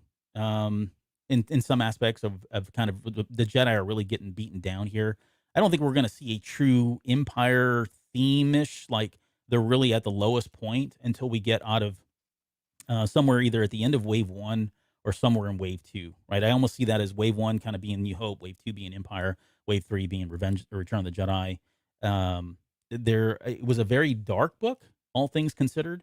And I will say this too, like I get a lot of people are still like, this is not this I don't really care about the High Republic because I don't really like any of the characters. I don't know any of the characters, and they're all new. And how can you really like them? And I'll tell you, I'll say this. I'll be the first to say, if you went through the first wave and you didn't like any of the books and didn't like any of the characters or nothing resonated with you, there's probably no turning back at this point. Like I don't Right. understand how you're ever going to get on board with this series, and it is a steamrolling engine, man. That is coming. I mean, there's so much stuff that's coming out It with does the not slow comics. down. No, we've got Edge of Balance coming out in a couple days. They've already announced Wave 3. I hear the latest rumor is we're going to get the covers and some pretty big news coming at the next Republic show, the High Republic show. So it's not slowing down, and it's going to be very hard for anybody to just jump in. I think at this point, like Right. I mean, unless you're willing to just say, okay, I don't really care about all that, and I'll just try to make sense of it all. I don't know a lot of people have the time to invest in the number of stories because it's all books and literary work. So it's very difficult. So what I was saying is, if you're not into the High Republic at this point, I don't think you're going to be able to. And I think it's fair to say that I just don't care about the High Republic. That's fine. I don't think you're going to care about it. But if you've made an effort to at least like the characters and kind of understand where they are, it's pretty exciting. I get really stoked talking about it. I don't think I've been tweeting about anything lately outside of High Republic. No, Like that's pretty much all you've been tweeting. yeah, that's all I've been doing. I mean, there's just so much there. There's so many things, and I'm trying to go. Okay, let me pull in parallels from stuff that's happened in other books and comparing them to stuff that we've seen in the original trilogy and the prequel trilogy. There's a lot of parallels here, and these are all by design. These guys are doing this on purpose because they're all well versed in all this stuff. I mean, don't get me wrong, I understand all that, but yeah, I enjoy this era a lot more than I thought it would. I was pretty excited when it came out. I would say by the end of at least the Rising Storm, like I'm all in. Like whatever, I'll take whatever I can get anytime I can get it at this point. Mhm. Yeah, it's hard. I think whenever you start getting further along into a series, this is a lot of people's issues with expanded universe. Once you get so far into it, okay, what are the stories I have to know just to get caught up, or I'm just way too far behind to do it now? I think if you got through Rising Storm and you haven't been entertained in it and you haven't gravitated towards it, if this one didn't do it for you, then yeah, I'm this High Republic's probably not for you. If you stuck with it from Light of the Jedi and you gave it through Rising Storm and maybe through Out of the Shadows, but primarily Rising Storm, like this is one of my I'm with you. This is one of my favorite Star Wars books in all everything they've written Mhm. since since whenever. And there's some really good ones out there. And like you said, the Zahn trilogy, of course I love Dark Disciple and a couple others Yeah. like that, but this is just really good because you're right. It has everything. It has a great pace to it. The number of chapters is really high, but the way that they structure them and jump a little bit keeps things a bit interesting. They don't go too far with, they don't spend 10 chapters and then go back to another story. So it's all still happening there. It's sometimes a little easy to get, moved around and feel a little jostled. But I think now that they've settled from where they were at with Light of the Jedi, you just got to introduce so much at once, which I still question a little bit of that. But now they've really found a good rhythm, and we're seeing this with the other material as well, that the stories are well written and they're well thought out and they're very well connected and they're drawing inspiration from even within the same story. There are things that are not being wasted. So when you learn something at the beginning of the story, it is still vital and important and worthwhile to try to recall some of that. Now, sometimes it gets a little overwhelming, the things you have to try to remember and go back to, but I think Cavan Scott in particular on this one did a really good job of balancing that out pretty well. Where, yeah, it's good to know these things, but if you forget them, no big deal. He'll touch on them a little bit later and really do it. But this one was just breakneck speed though. For as long as this book was what 76 chapters and like 450 pages, something like that. How long For was as the long as it audiobook? is, what's that? How long was the audiobook? Oh, I I mean, don't it had to be remember. like 10, 12 hours at least. 13, yeah, it was maybe 13? 12, 13 hours. Yeah. But for that long of a book though, you really just wanted to keep reading it, and it didn't feel like it just dragged on and on and on. It took you forever. It really, I wouldn't call it a quick read, but it was a very interesting read, a very engaging read. Mhm. And it was just as much on the audiobook too. It was just a really good story. And but if you're not in, you're not in. That's cool. There's a lot of other stuff out there. That's for sure. There's no shortage of Star Wars coming. We got Visions coming in just 2.5 weeks, right? Something like that. Yep. That's right. So yeah, there's a lot of good things. But man, I'm excited about High Republic. I have never been higher on High Republic than I have been these last month or so since this book came out and some of the other things going on. And I've even been inspired by you. I'm starting to go out there and look at all the comic variants now. That's your fault. Good luck. I found some other ones recently here that I'm. Oh yeah, man, I'm never gonna get these. I found a treasure trove of ways to sink money into that you should never sink money into. Unbelievable. Yeah. It takes willpower, man. Willpower. And so, for anybody that doesn't know, most of the variants are because of publishing runs. So once they hit a certain amount, they go into second printing and third printing and fourth printing. So you get these variants that come out because of that, which speaks to the success of the book. If you're in the industry or been following the industry long enough, you know that sometimes they will lower the amount and say, okay, we're only going to do 100,000, and they're kind of lowering expectations, knowing they're probably going to do 200,000 or 300,000, but they're also going to sell additional comics for people that collect the variants and all that. So it's a game, right? But you can't stop. The numbers are the numbers. They are still selling comics. This comic in high fashion. If at least where I'm in Austin, like they're always sold out, or they're hard to find, or the price at Austin Books and Comics are pretty high at this point for the variants and some of the lower print runs and stuff like that. It's even hard to find issue number 1 first printing. And they printed a crap ton of those because they were expecting it, people to at least to buy it and show interest in it. So yeah, and I think the first issue went through four printings. I think it might, at least. Yeah, I think I was looking on a website today, and I thought the only one I didn't get to see the first printing, but I definitely saw a fourth. Maybe that was for the second issue though. There's a lot, and they just announced the next two these previous two were going into a second printing already, maybe a third. So it's definitely got some steam behind it. Yeah, it's here to stay. I would say the only thing, I promise this will be the last thing I say. The only thing I would say about if I had to give, I don't really have a lot of negatives on this book, honestly. I don't. I know that sounds super, I don't know, fanboyish, shill, whatever. You can call me whatever you want. I don't care. I just don't have a lot of issues with the book. I think it's great. The only feedback I would say for the High Republic in general, and you and I touched on this again off air, but at times it is a lot to take on, right? If you're a completionist and you're trying to keep up with it all, you can't let your guard down. Like, you have to constantly stay on top of this stuff, and every week there's something new. And that's fine. That's not really the feedback. The feedback comes as a result of that. Sometimes it does feel like we are going almost too fast through certain things. like we're not spending the right amount of time on things that people are really resonating with people, like maybe the Drengear or a Loden, or I don't know. I haven't really thought that through on examples. It's just a feeling I have where it doesn't feel like things are staying around too long, and there's these big gaps in time, right? I mean, a year jump between Light of the Jedi and the Rising Storm ish, right? Somewhere around there. A lot happened, and we don't know what happened. And maybe we don't need to know, because it's enough for them to just say, look, they've been battling the Drengear, and this is where we're at, and we just kind of move on and accept it. But if I'm, as a completionist that's out there trying to find everything, I want to know what's going on in these stories. And there seems like there's other things that are coming up in the first wave that they've not touched on yet. Like, they may have talked about it very briefly, but you're almost led to believe that there was going to be something there, and it doesn't pan out. So are they putting too many threads out there? Right, would be a concern too. There's too many things going on, too many storylines, too many. It's almost like the whole Lost thing, where they've got all these threads and they've got this board with all the strings and the Post-it notes, and it's going to become too overwhelming at some point, and they're just going to have to say, you know what, we're not going to be able to come back to that. There's just too much going on. We've got to keep on pace with the main story and the stuff that we want to get out. That would be the only critique I have. It's starting to kind of feel that way to some extent, but hasn't really gotten in the way of me being able to support it or keep up with it. I'm just worried about people that are just kind of like interested, but not fully vested in it, that want to stay on top of it. I don't know how they're going to fare with this pace. That's why they have us. Yeah, all right. Hey, we can do a 3-hour show for That's right. And we got Patreon content out the wazoo. Speaking of Patreon, we're going to get out of here. Do you have anything else before we go? Do you want to? We're not doing Patreon night. It's too late now.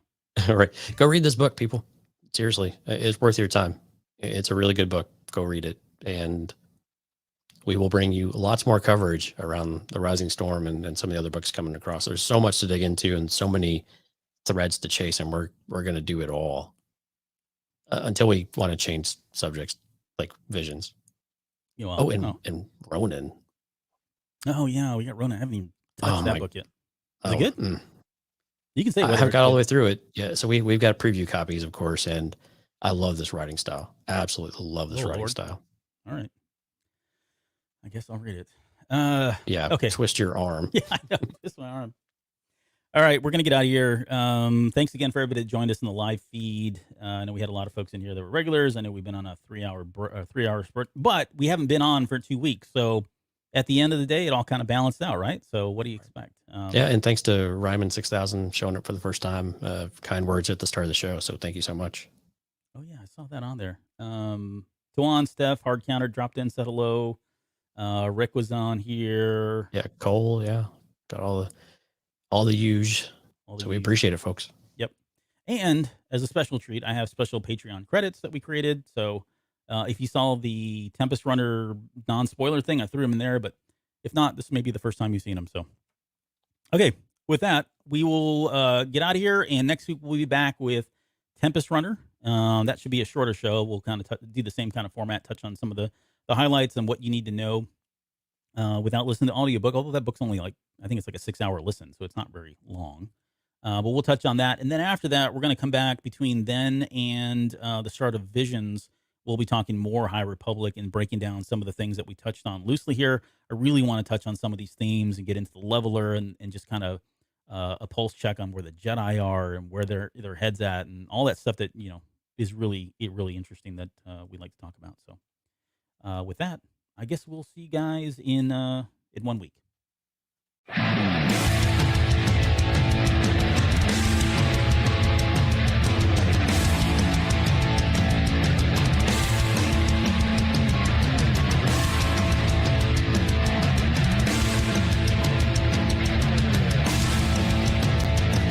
You're still listening? Wow, that's amazing. Well, I'm here to give you the disclaimer. Normally we do a big, long, drawn-out disclaimer thing saying what's what and who's what and all that other stuff, but I think you guys kind of know that Lucasfilm and Disney have no affiliation with us at all, and we have none with them. We talk about Star Wars, which is their property, and all that other good, fun stuff, but I think you can tell which is our stuff and which is their stuff. If you can't, well, then send a lawyer to send an email to me, and I'll be glad to chat with them. Other than that, you know what's what, so that's your disclaimer.